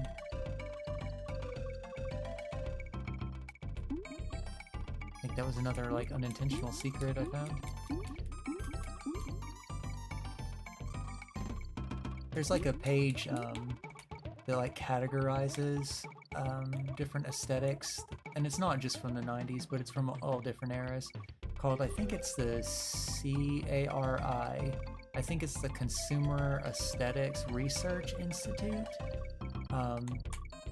And it's not like an official like organization, like a governmental organization or anything. But I think it was set up by like maybe one guy, I want to say. And it's supposed to like its aim is to categorize and to give names to different aesthetics of different periods, like certain advertising tendencies or like artistic tendencies during different eras. And it's been really useful for me as a sentimental kind of nostalgic person to put a name to like some of the things that I saw, some of the styles that I saw as a kid, because I didn't have a word for like the edutainment kind of look as a kid. I didn't have a word to describe the CD-ROM educational games that I would play, but Utopian Scholastic is a perfect name for it because it kind of exemplified this utopian hopefulness of the 90s, and Scholastic was a very popular book publisher for textbooks and all kinds of books. They even had book fairs during the 90s, so it was a very apt name, and it allowed me to have a name for something that I didn't have a category for otherwise. So I very much enjoy and appreciate the work of the CARI. And if you want to check them out, you can probably Google them and find it. I think I forget the web address for their website, but they've got all kinds of things there, all kinds of similar aesthetics, and you can probably find ones that you appreciate during different periods of your life, or things that you're nostalgic for, even if you didn't experience them firsthand. Just one of those really cool things on the internet that's not really, I don't know how well it's known, how many people know about it. I just ran right into that little millstone there. It's okay. Oh, Millstone Mayhem is the name of the stage. There we go.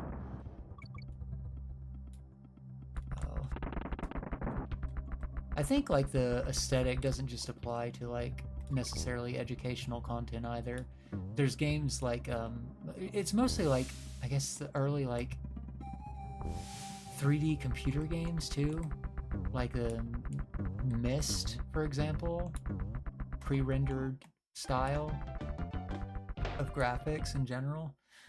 That's also kind of considered Utopian Scholastic, just because it looks like the jungle theme is kind of a big part of it, and it doesn't even have to be games or anything either.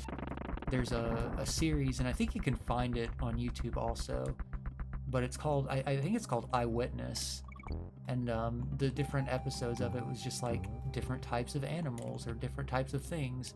So like you can search for like Eyewitness, I don't know, cat, and it's an episode all about cats. But the intro to that series has like a pan flute, and it's going through like a 90s 3D CG museum with like a very like jungly like banger of an intro theme. And I definitely recommend checking that out too, because the Eyewitness series is very nostalgic for me. We used to watch those in science class, like on VHS, like when they'd wheel in like the big old CRT TVs on the stands that had like the straps tying down the big CRT TV with the VCR. Very, like, I don't know, something about that just like really hits me in the feels to see that again. And I think that all the episodes are available for free on YouTube on like their official channel too, so it's not hard to find nowadays. But I love that stuff, man. There's some other really good ones too, and I think I mentioned it also in Hypnospace Outlaw when we were playing that, but what is it? Global Village Coffee House is another one that I like a lot. And you can find plenty of examples of it on the CARI website, C-A-R-I website. Just a lot of things that you didn't know how to quantify or talk about, that it gives you an ability to do so. It's really hard to hit these snakes down here in this little crevice. Oh my god. All of these stages are pretty difficult for me, but it's okay.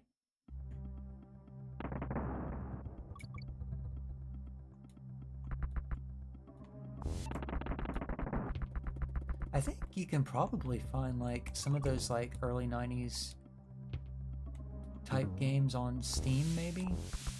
Or maybe I think there's other services too, other platforms like Good Old Games I think is one. And they might have some of those games on there, but I might have to check out the early PC games. I was never much of a PC gamer, but you know, back in school I would play some of those games, and Enra Mama and Enra Papa did have a PC that they had a lot of games on. Enra Papa in particular played a lot of PC games, so I ended up seeing a lot of those kinds of games, whether or not I actually played them. But it might be good to add those to a stream one of these days.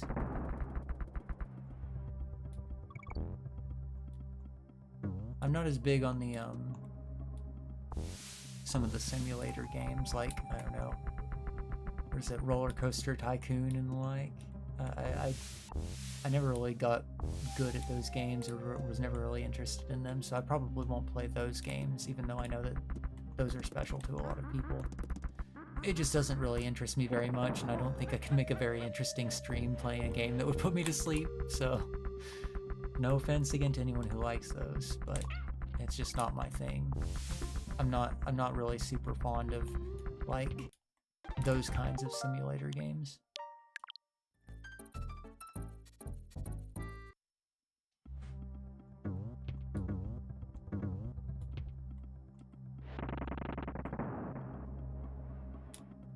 But I appreciate them for what they are, you know. Can I get over there? I feel like I can, but I probably have to jump on this thing. Yeah.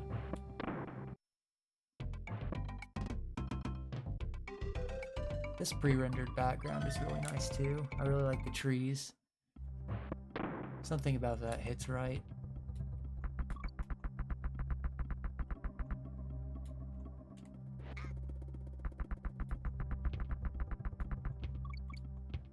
I think after playing Hypnospace Outlaw, I was digging into some of the GeoCities archive too, or some of the pages that do archive various GeoCities pages.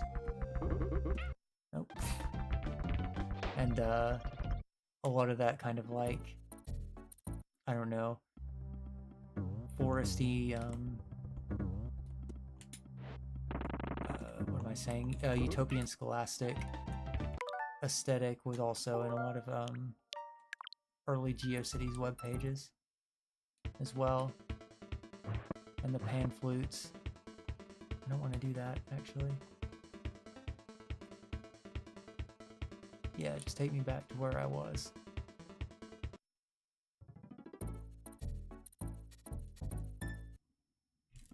Hydration break, I guess. Actually, let me get my throat drops in, since I've been yapping a lot this stream. This is another one of my more Zatsu streams, I think. But I'm okay with it. This is just a good game to yap to, I feel like. It's pretty chill, even if I suck at it.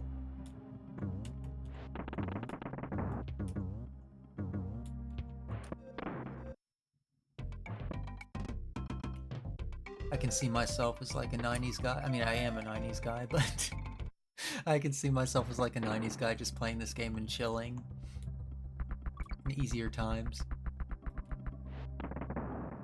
It's got a very like nice vibe to it.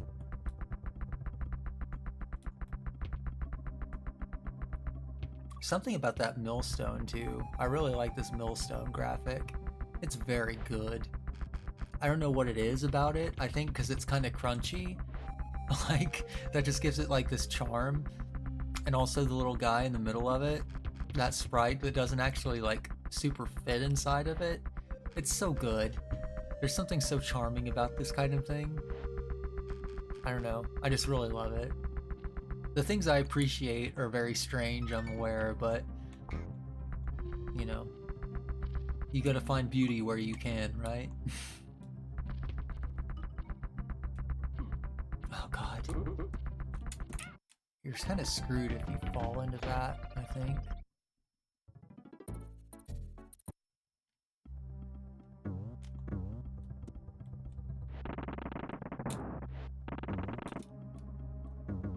That sound effect too on the TNT is really nice. That crunchy explosion, I really like it.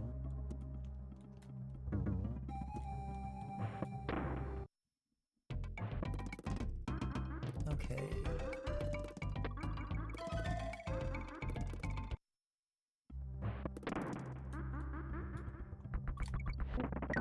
Yay.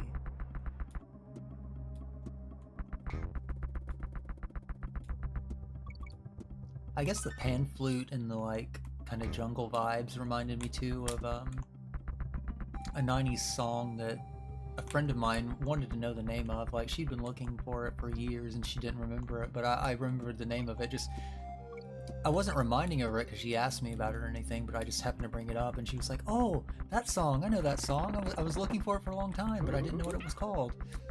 It's Rusted Root. Send Me on My Way. Send Me on My Way is the name of the song, and Rusted Root is the name of the band. And they were kind of like a one-hit wonder. Like Send Me on My Way is kind of the only song that they know that people know of that they did. But okay, I thought I just screwed Diddy Kong there by throwing off the edge, but it's okay. But Send Me on My Way is a song that like it has very, to me, I think it has like similar vibes to this game, which you would understand I think if you hear it, but it's also a song that could only have come out in exactly 1994, which is coincidentally when this game came out. There was a lot more of like that eclectic you know, nature of music back then, where just like anything and everything could come out, and it sounds like a song that would have come out of 1994 if you remember it and experience it. You're like, oh yeah, no, that totally makes sense. I'm gonna go back and get Donkey Kong. Oh, never mind, I'm gonna die. Okay, well, never mind then. How did I even start talking about Rusted Root of all things? Oh. The Kibby brain works in mysterious ways, for sure.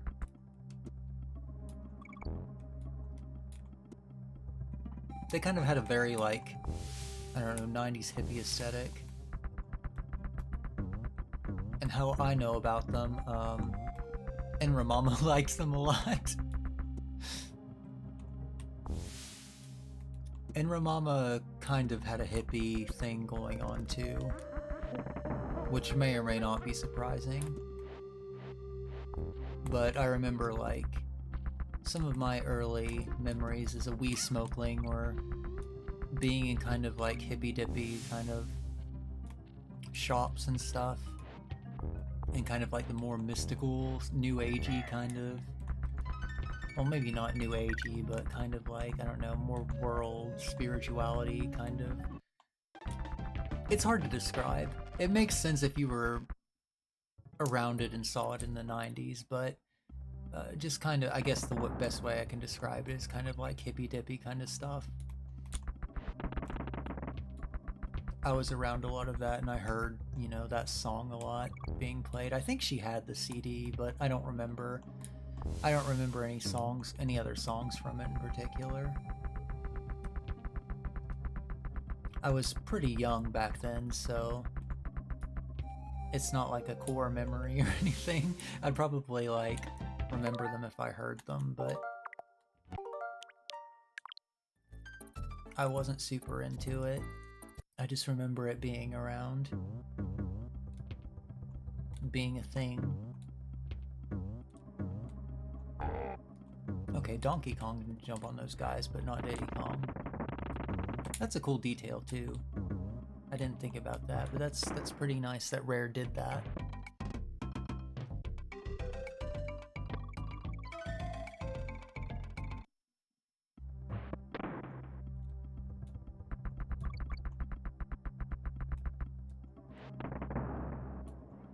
Yeah, Enra Mama was into... I mean, it wasn't terribly weird stuff, but she was into like tarot cards and, you know, the kind of like a goth, like, I mean, not goth in the way that a lot of people think about it now, but oh, I spelled it wrong. But like Whimsigoth, that's another name from the CARI Aesthetics Institute. She was kind of like that, where it had like a lot of whimsy to it and a lot of like, I don't know, fun witchy elements to it. That was kind of the thing that Enra Mama was into back when I was a wee smokeling.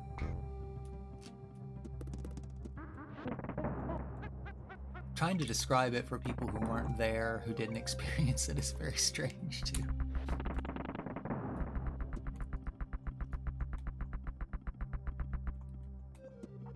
I don't know if that same sort of thing is still around, if people still do that kind of thing. I mean, I know that people are still into tarot and you know, all kinds of like things like that, but I don't know if it still manifests in the same way, you know? It's not something that I'm privy to or familiar with, so I keep to myself. I don't really know much about the outside world anymore.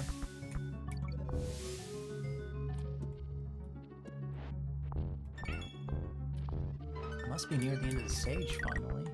I don't want to speak too soon, especially since Diddy just died. Oh god. Well, there we go. Now I know that the snakes fall down there.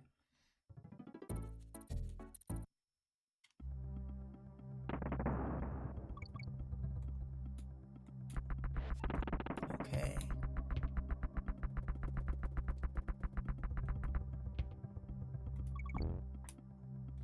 I think I want to try and aimed for at least like the halfway point of this game. I think that's going to be my goal for this stream.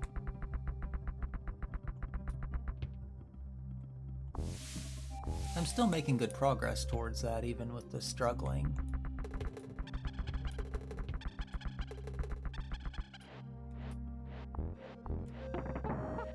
Okay, that works.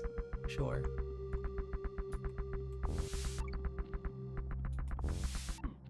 Ouch. Yeah, I shouldn't have done that. Noted. Oh, that was the same spot. Dang it. I mean, I am getting pretty far in this stage, at least.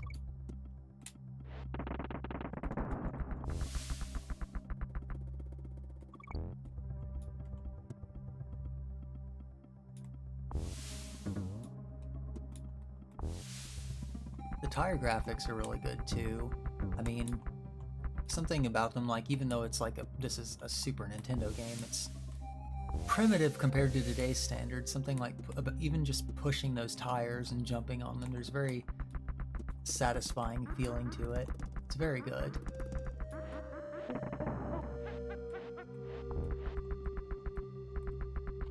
Getting those little game details right in something that is otherwise pretty primitive is impressive.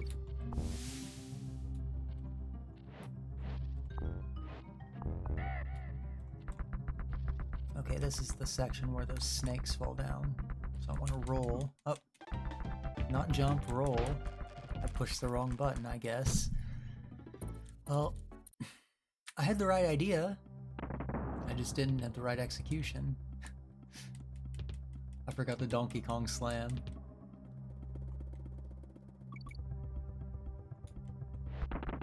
I think in the cartoon he has a move he calls the banana slamma. So bad.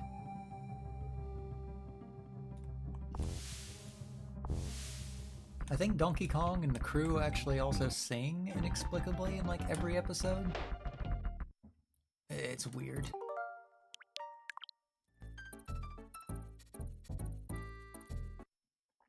This entire stream has just been like 90s stuff you have to experience to understand, I guess.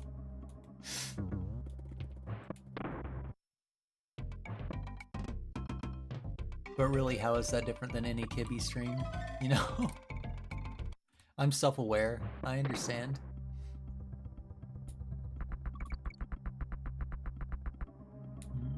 Okay.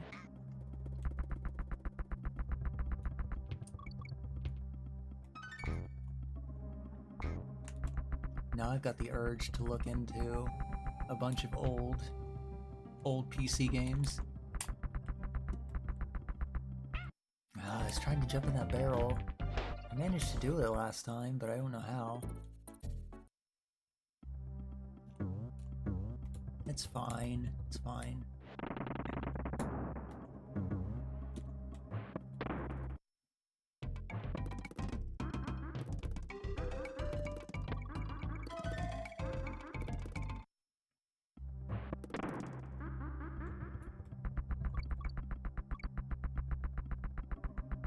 I think MONKE have been playing through all the Donkey Kong Country games also. I think maybe they're either still on the second one or they just started the third one. But they were also like multi-part series, so at least like I'm not the only one who struggles with this game. They had problems with it too.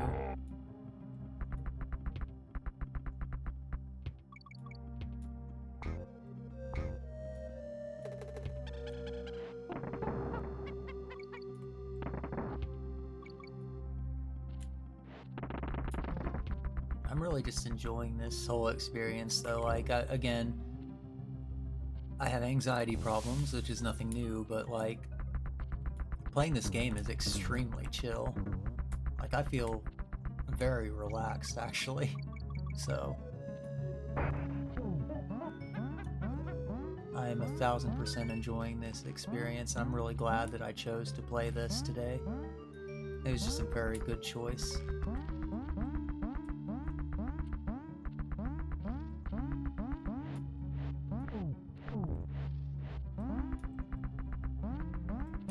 Just like straight up jump over the millstone. Yeah, I did. Nice. It's easier with the frog here.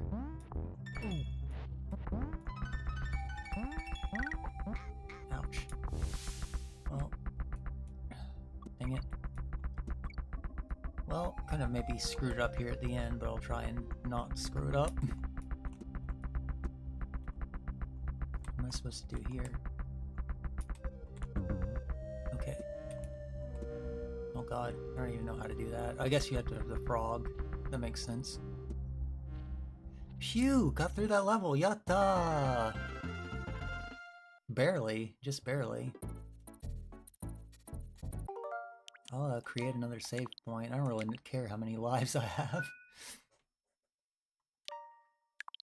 I think I already did that, but it's okay. How far am I in this game? I'm just curious. I have like an itinerary of the levels pulled up. I think...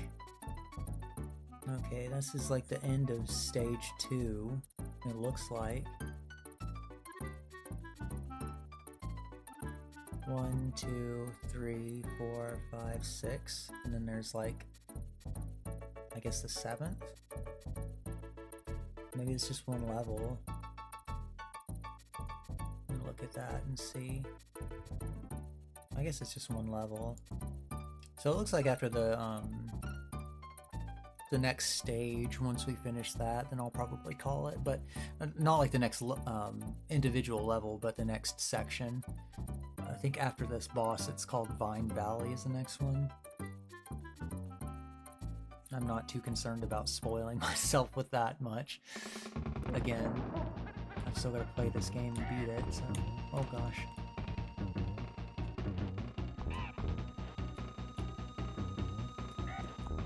Okay. I see. Okay. Ouch.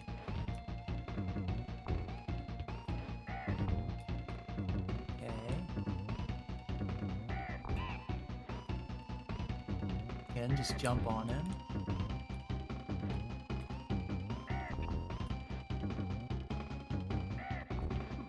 Ow.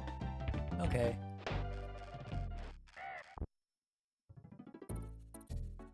Necky's nuts.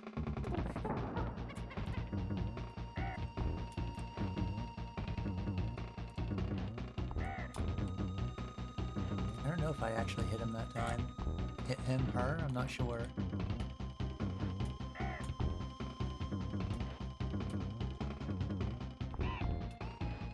That time I did.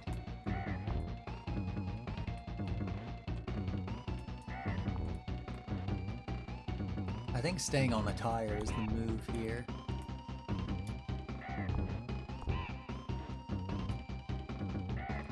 This seems easier to avoid the nuts that way, and also you get a chance to jump on them. Ouch, well, I say that and then I immediately get hit. I think I got it! Yatta! Yay! Nice one, Diddy! Yatta! I don't know why I was just reminded of this, but like, there's a video somebody made where they recreated like the Donkey Kong Country sprites, but with the original like arcade Donkey Kong model, the original arcade Donkey Kong look, and it's really cool. I think it goes into, I guess, the process of how these like 90s CG characters were made. Maybe not the exact same process, of course, because it's different software. You can't really replicate a 1993, 1994 computer in the same way without using one. But they showed their entire process and their, you know, thought process and how they created the sprites and how they did it, how they rendered it, how they made it look like a Super Nintendo graphics and everything. Oh, ow. I hit my knee on my desk. Ow. But it is really cool. It's a really cool video. I don't remember exactly what it's called, but I'm sure if you Google like Donkey Kong Country Arcade Donkey Kong, something like that, you'll probably find it. But it's really interesting to see. Oh, I like this. This pre-rendered background is very nice. Feels very good. It's very like, I haven't actually been to the Pacific Northwest, like Washington and Oregon and that area, but this is kind of what I picture it like. Or like, the cartoon, what is it? Why am I blanking on it? With Dipper and Mabel. Gravity Falls. I couldn't remember the name of it. I was blanking on it. It kind of reminds me of Gravity Falls a little bit. Very nice. Oh yeah, this is good. I love this jungly look.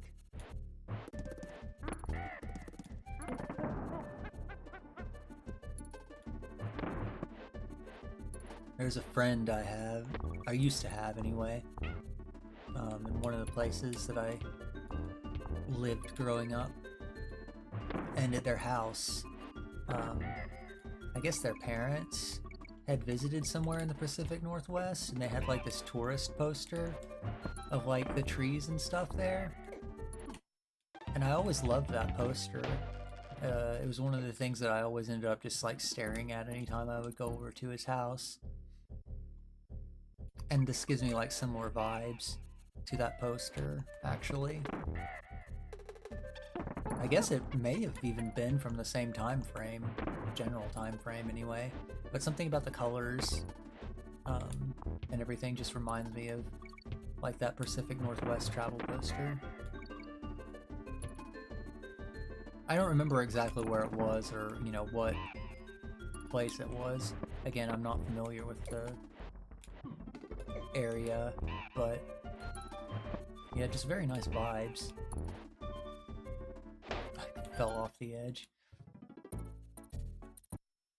I don't even care. I just like being here. This is nice.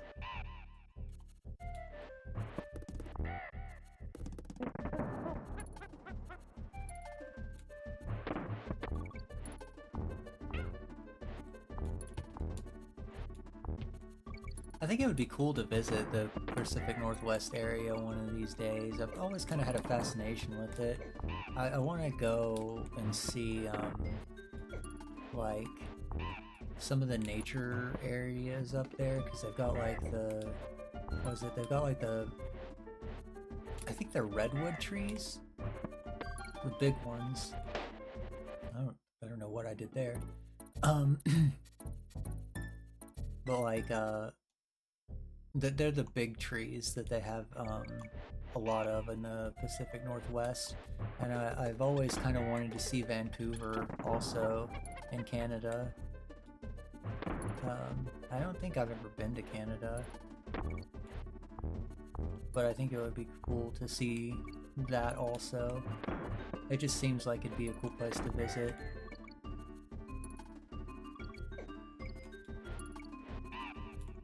Again, I don't really travel, and I haven't had any plans to travel for a long time. I don't have any plans to travel anytime soon, but I guess, like, dang it, it's easy to fall off the edge there.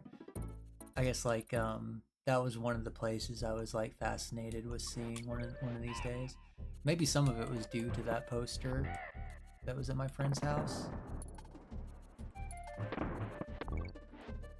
I'll see if I can find that poster maybe and share it. Although I don't really know what to look for. I have no idea what to Google to find it. It would just be like Pacific Northwest travel poster. I'm sure they've got it somewhere, but I don't know where it would be. Didn't fall off that time, good. Oh, secret. Yay! Oh, not too much of a secret. Oh, they give bananas. Okay, I think that was kind of like an endurance thing I was supposed to do, but I missed out on.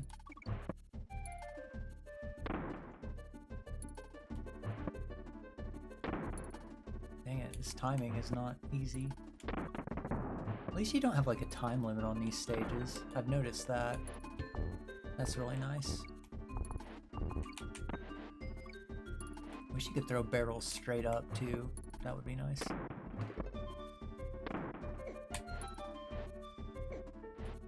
This music also, I didn't comment on it, but the music in this stage and all the stages has been pretty excellent. Ouch.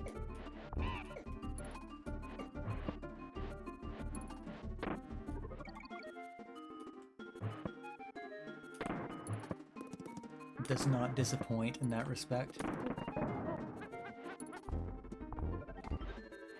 No, like, I think playing this... Oh my god. You know what, I'm just gonna rewind that, because that was really a dumb move on my part, but that's fine. But I can see how this game was iconic and beloved, now that I'm actually, you know, giving it proper chance.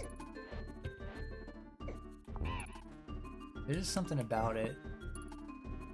I don't know. I definitely, like, would recommend it to people now, because for me, like, it's definitely having a very relaxing quality on me. Okay, I guess I can't hit the bees. Noted. It has a very relaxing quality for me that, I don't experience very often, frankly. I don't know what it is, but I just feel very chill right now and very at ease. I think when I do feel that way is probably when I yap more. So it's something I should strive to feel more often. It's just hard for me to do so.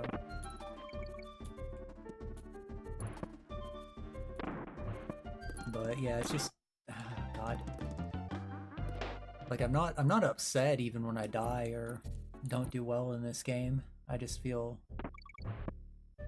good playing this game. I don't know how else to describe it. Okay, you know what? That was dumb of me. Even in those moments, I don't feel upset or anything. I'm just like, well, you know, that was not good.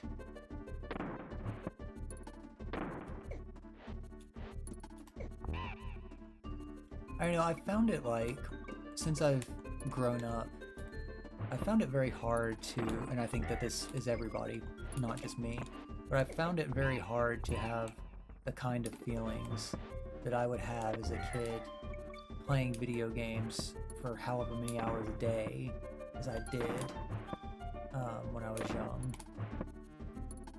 to where I could just sit down and focus on video games. And some of it is, you know, the way that ADHD manifests in adults and having the stressors of life in today's world and all that. I struggle with that and I miss those feelings a lot. I get nostalgic thinking about them, but I'm actually kind of feeling something close to that playing this game now. I think, dang it. I think this may become one of my favorite games, actually. Dare I say. I went from like not a Donkey Kong guy at all to like really loving this game quite a bit. I guess it shouldn't be surprising to me because I mentioned I do love the rare games that I did play, like Diddy Kong Racing, one of my all-time favorites, so of course like one of the OG rare games, the one that really put their name on the map, of course I would love that too. Even not being good at it, yes. There's just something about it, man. I don't know how to describe it. I think it's like Kirby Superstar is that way with me too. I think I'm better at that game, slightly. But something about it, just the aesthetic of it, the feel of playing it. I don't know how to describe it. Okay, beat that level. Yay, yatta, finally. I burned through like all my lives, but it's okay. I'll create a save point, sure.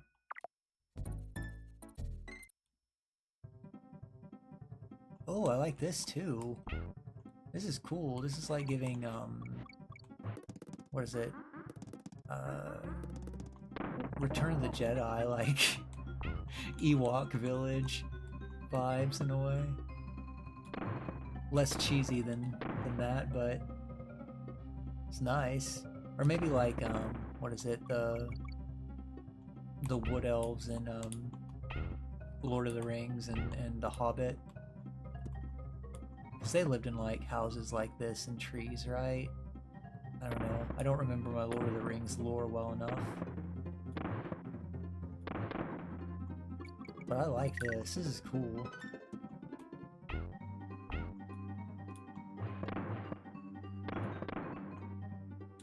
I genuinely haven't seen a lot of these backgrounds before, ever. So you're getting a real Kibby first look at things here. I wonder if I can jump up there. Yay! Secret!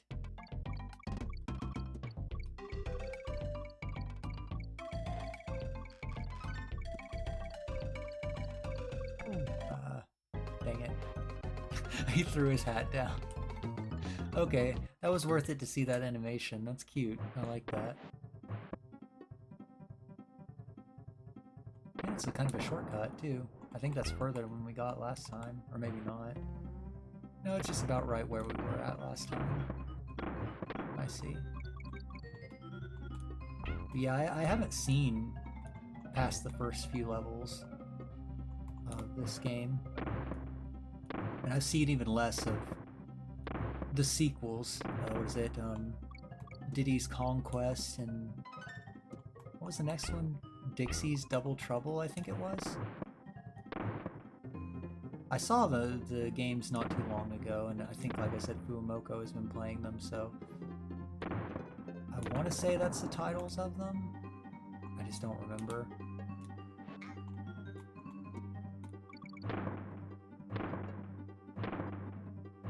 There we go.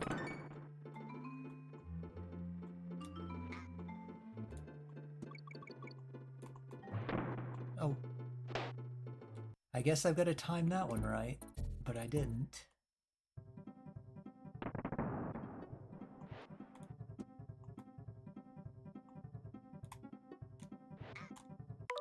I'd actually better go back to the official save point. Because if I don't... oh, I can't, actually. I can't do that. Well, it's a good thing I made a save point, because, like... if I didn't, I would be screwed. I don't remember if I saved at the other save point, because I've been doing the suspend points.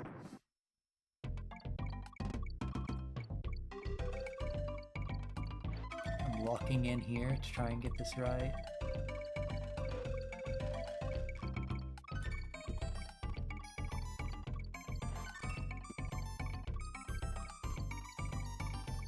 Ah, Kono.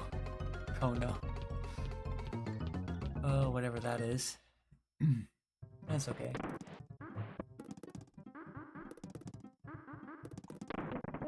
Yay, got DK back. I think it's little beavers. I think that's what they're supposed to be.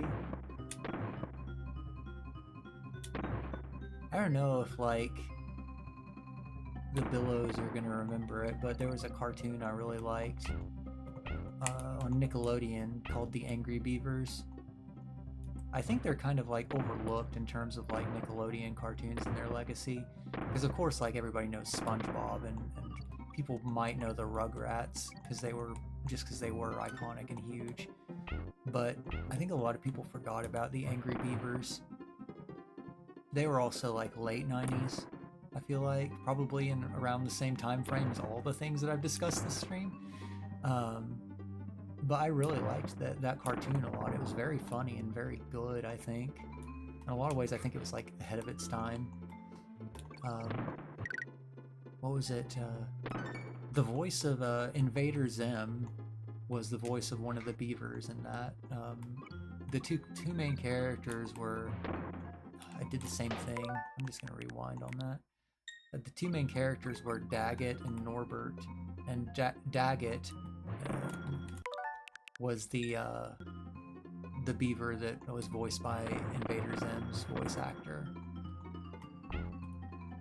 But it was really good, very funny. That's kind of... oh man.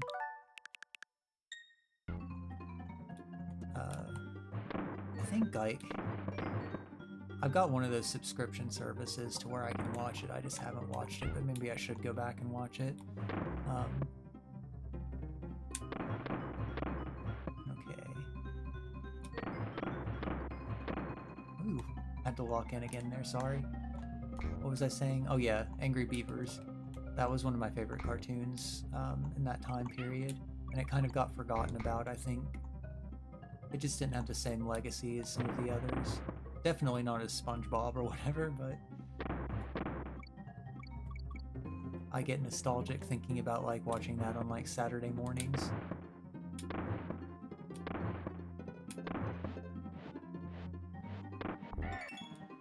Yay, I managed to do that. I don't know how, but I did. Phew. Another level we got through. Create the suspend point here.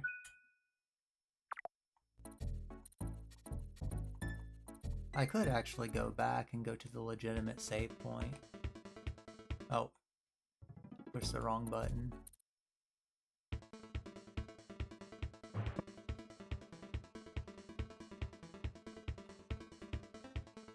Monkey Mines.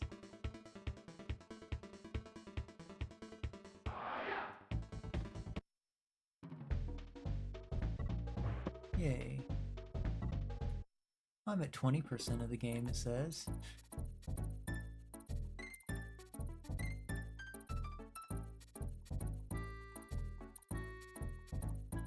Do I have to, I guess I have to take the barrel flights onto the next stage.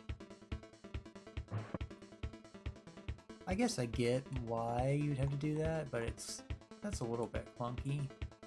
Still loving this game though. It's not anything super bad.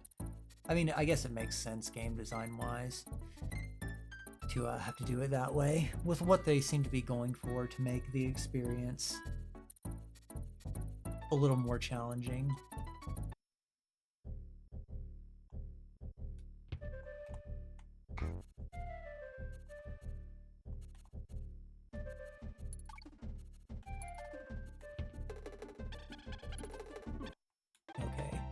That was my fault. That was my bad. That was just not a good move on Kibby's part.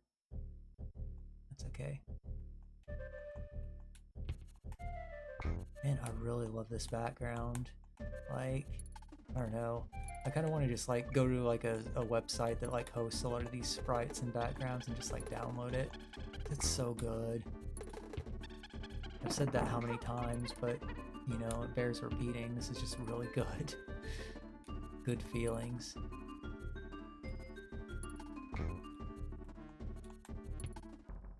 Okay, let's see what you're getting at here. You gotta... Ow. That one was hard.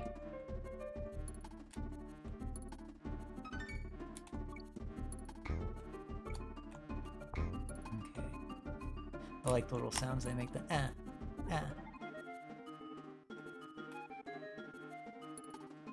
Okay. Close. Cutting it close there. Gibby, but it's okay. We got it. We got through. Okay, got the DK barrel. Good. And we immediately lost Diddy. Not so good. It's okay. Phew. Oh, God. Angry Beaver seems familiar, yeah. I mean, it wasn't like super obscure or anything. I just feel like probably a lot of people don't think about it very often. Definitely not as often as I think about it. I definitely enjoyed that one a lot. Oh my god. It's not game over, surprisingly. If I have to, I'll just load my save state.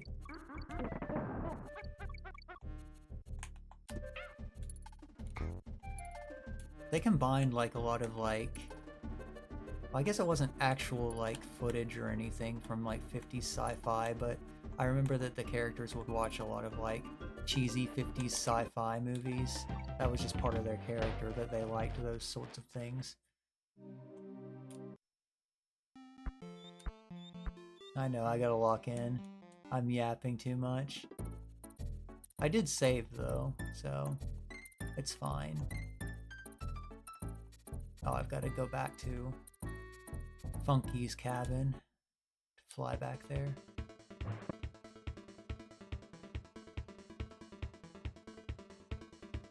But I'm in the same spot, so it's okay. I honestly might have more lives here than on my save state, so it's okay. Start off with 5 lives, as opposed to like 3 in like a Mario game.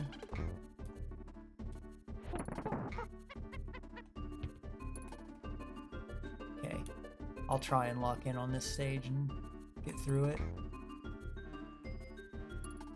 I think it's like I was saying though, I just feel really relaxed, so that makes me want to yap more.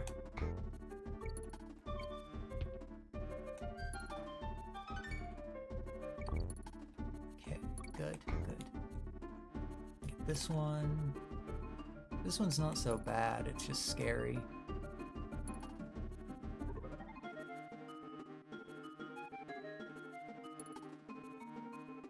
The red bees look scarier than the normal ones, but they're actually easier to deal with than the yellow ones.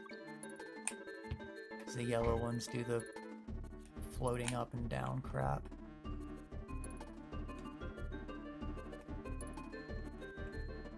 Kinda gotta anticipate and lead where you're going. Got it. Good. Okay, that's good. I thought Donkey Kong died there, but we're good. Okay, I guess the red ones can do that too. Never mind. Oh no, these are pink ones. Okay, I see. Oh my god. It's okay. We're good. We're still fine. Okay. Okay. I didn't go for the extra life. Okay, never mind. Wow, they got really fast there at the end. Would have been nice to have hit him there. It's okay, just gotta be patient.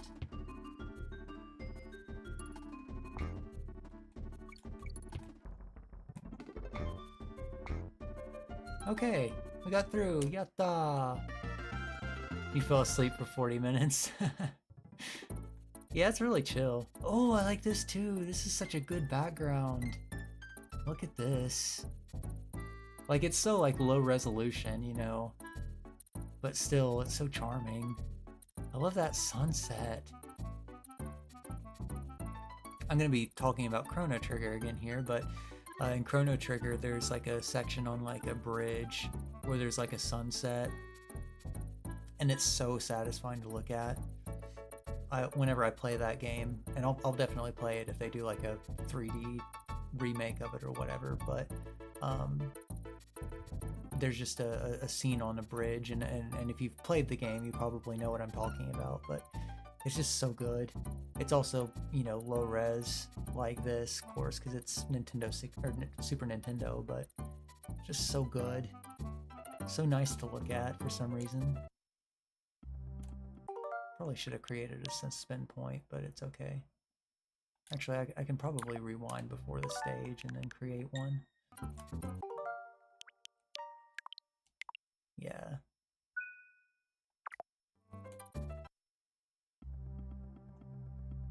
Oh, another temple level. That's nice. I like it. Oh, you don't get to go backsies? That's okay. Oh, it chases you, I guess. Like Indiana Jones vibes. I want more VTubers to play the Indiana Jones game.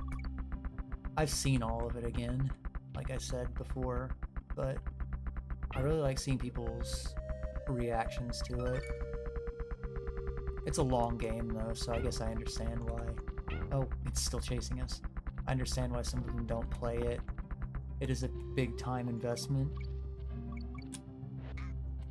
But that game I think is really good.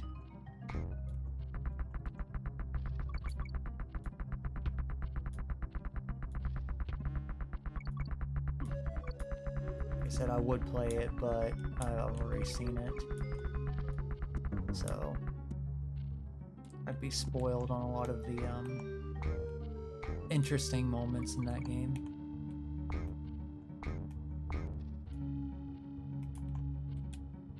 Maybe they'll continue that and make more revived Indiana Jones games like that in the spirit of the old movies. Troy Baker is a fantastic indie.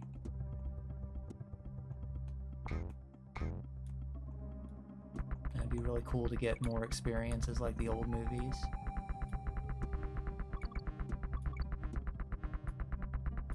It says go down. Okay. Figured there'd be a secret.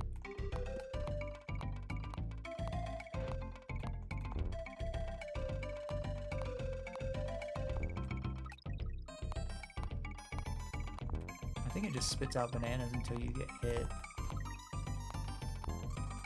But it doesn't give you like a time limit or anything, so that's nice. It just gets faster. This could be good. Oh, dang it. Well, I spoke too soon. I thought that I could get more out of it than I did.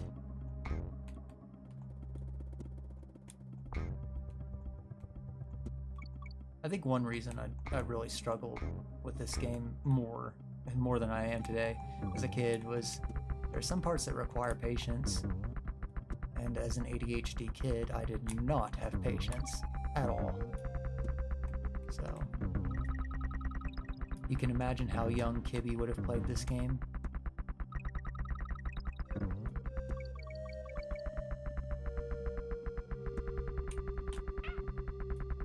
Well, I mean, it passed me by, so of course I don't know what to do there, so I'll just retreat and hope it despawns, maybe? Okay, it does. Good. I love old games when they'll despawn inconvenient things sometimes. And look, we got to another official save hut, so...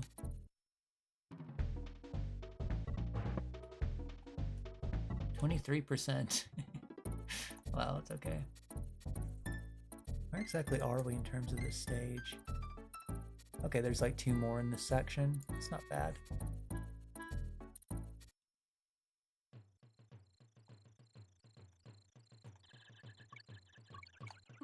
Nope. I'm just gonna pretend that didn't happen.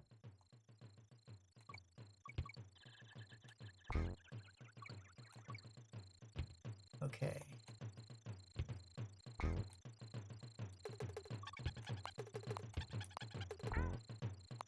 This obviously isn't on the official original hardware, but I would like to get at least one of those like clone Super Nintendos at some point, and maybe get some actual Super Nintendo games to collect. I mean, it'd be kind of expensive, but you know, gaming is kind of an expensive hobby anyway.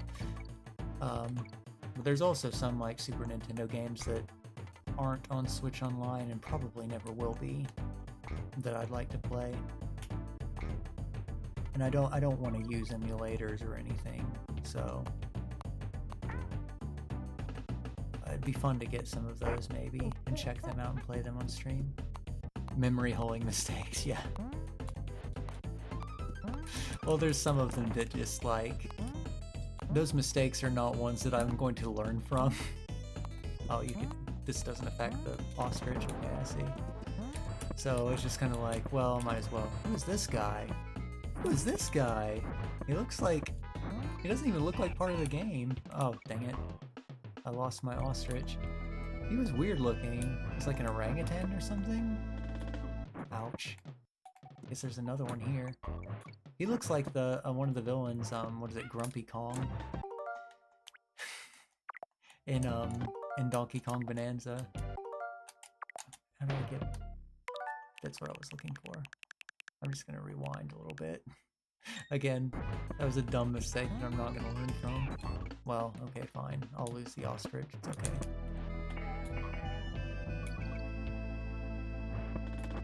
I mean, like I said, I'm new to a lot of this game too, so I had never seen the orangutan guy before. I didn't know that he was in this game. I thought it was just going to be more Kremlings and more little crocodile guys. I was not expecting that.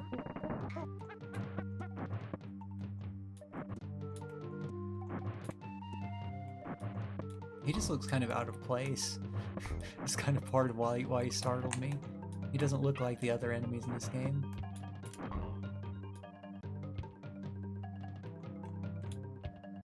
First I was like, is that another Donkey Kong? Like, who is that? Oh my god. Yeah, he's tough too. Throwing those barrels. He doesn't mess around.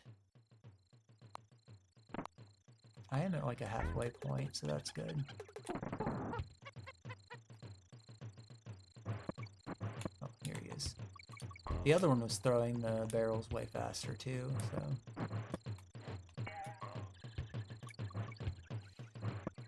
they have variance in how fast these guys throw them.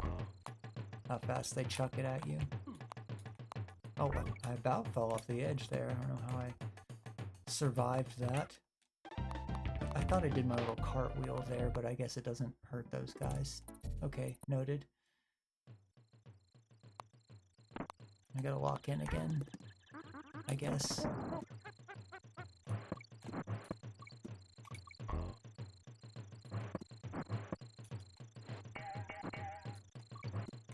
Okay, good. I like the little crickets in the background too. Good choice. Goes well with this sunset vibe.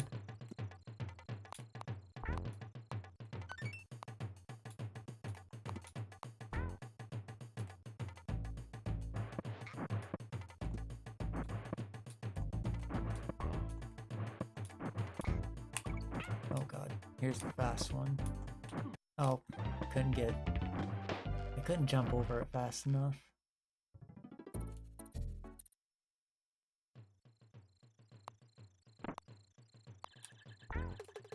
I feel like I don't hear it as much, but I kind of like the sound of crickets at sunset.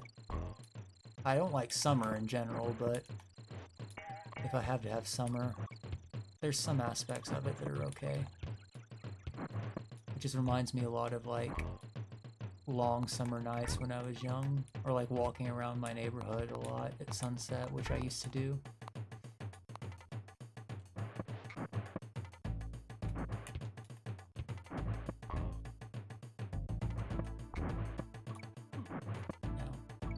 Fast one again. Okay, I can cartwheel through him, so that's good. Good to know.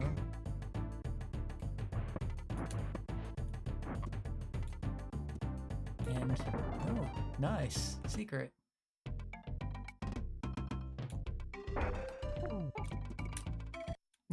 Well, I wasn't meant to do that, but okay. Got to the exit, so it worked out. I think the next level is like the last level of this particular area. Not load, create. Actually, let's go back and do a proper save, because this way if I die, at least I'll get my 5 lives back. I don't know why it says 25%. From what I'm looking at, the guide that I'm looking at, says that this should be like halfway through. I don't know. Interesting. It doesn't look like the other stages in this game are particularly longer or anything. I don't know, maybe that factors in secrets and stuff too. I don't really know how that works. But according to the guide that I'm looking at, we should be about halfway through once we beat this, it looks like. There's a boss after this, but this should be like the last stage of this, or the last level of this stage. Oh, more aquatic ambience, nice. I don't know if I can get that bunch of bananas. Oh gosh, I'm getting close to it. There we go. Come on, Diddy. You can do it.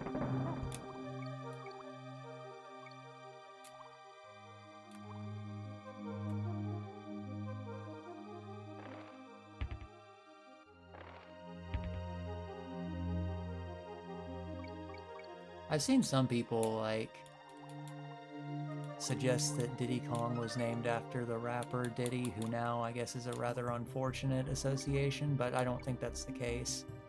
Because if I remember right, he was not going by Diddy at the time that this game came out.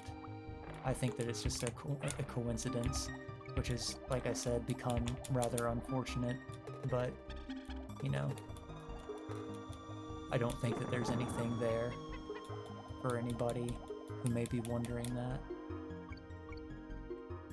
I think I read, you know, where the name came from or how they came up with it, or if it was just like a random thing they chose. I don't remember the specifics of it, but I think that that information is out there. It's just not that.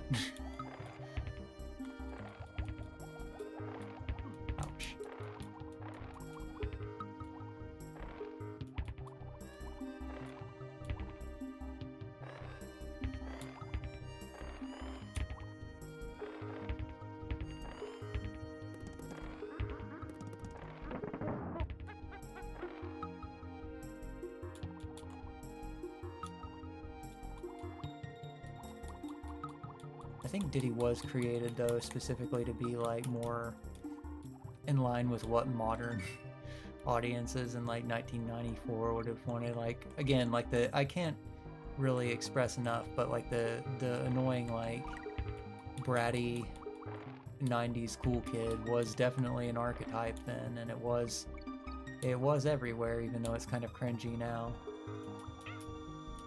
And I guess that they were probably trying to appeal to that cool, like, kind of edgy 90s kid with Diddy Kong.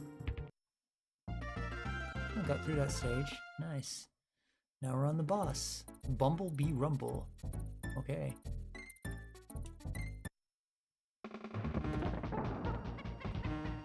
Oh. I have to hit him with the barrel. I see. Ow. Okay, this guy's gonna be hard.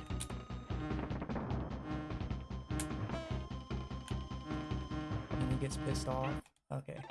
I don't want to hold down the run button because it's gonna... at least on that part, I don't want to hold it down because it's gonna mess me up. It slows you down when you try and pick up the barrels, so... in that part, you want to not pick it up. And you can't hurt him when he's in the red form, I see.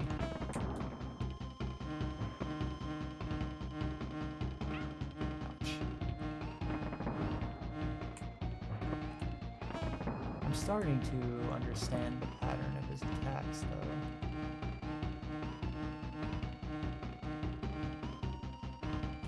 Ah, it's really fast, though. Can't really outrun him. Maybe I should go back to the official save point, because then I'll get 5 lives back if I have to start over. It's probably a better way of doing things. Well, I'm up to 26%. Interesting.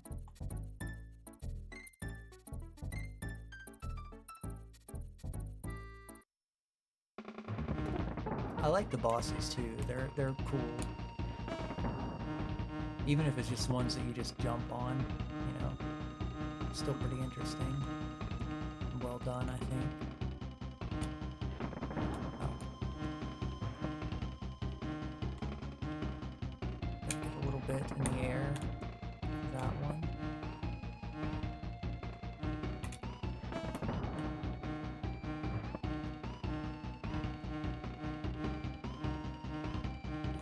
Just gotta position yourself in the right spot, I feel like. Oh, I misjudged there. It's okay. Like I said, I did save, so...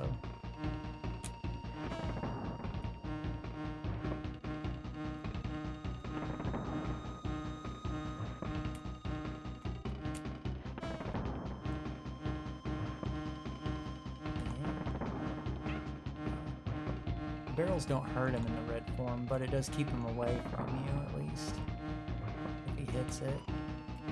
It's kind of like a shield. If he hits it at least at the right angle, it looks like. Oh, that works too. I didn't even intend to get that hit on him. Okay, well... I should start back with 5 lives, so... that's not the worst thing in the world. Yeah, there we go. Now I can create a save point.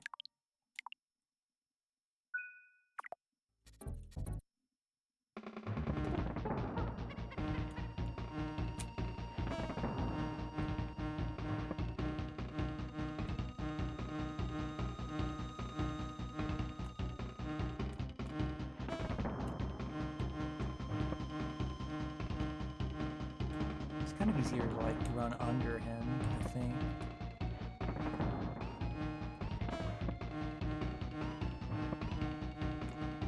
He's gonna keep chasing you, but like I feel like you have more room running under him like that.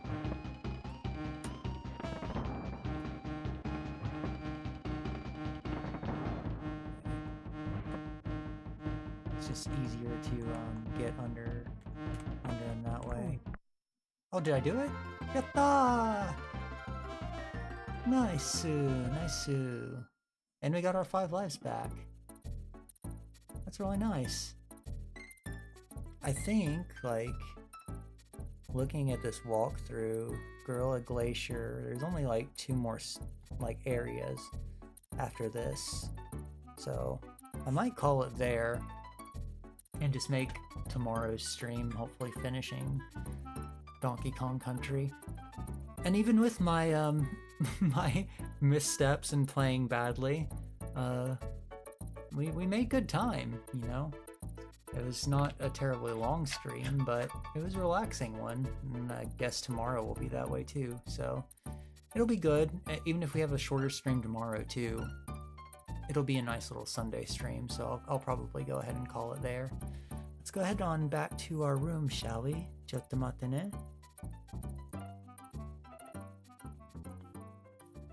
Now let me go ahead and put my controller away. And oh, there I am.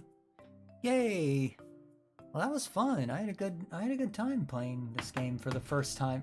Really playing this game for the first time today. Actually making progress in it.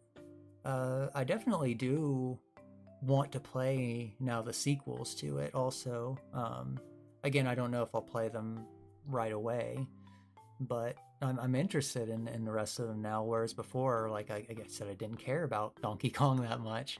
Now I get the appeal. I definitely understand why this game is beloved, because I love it too. It's great.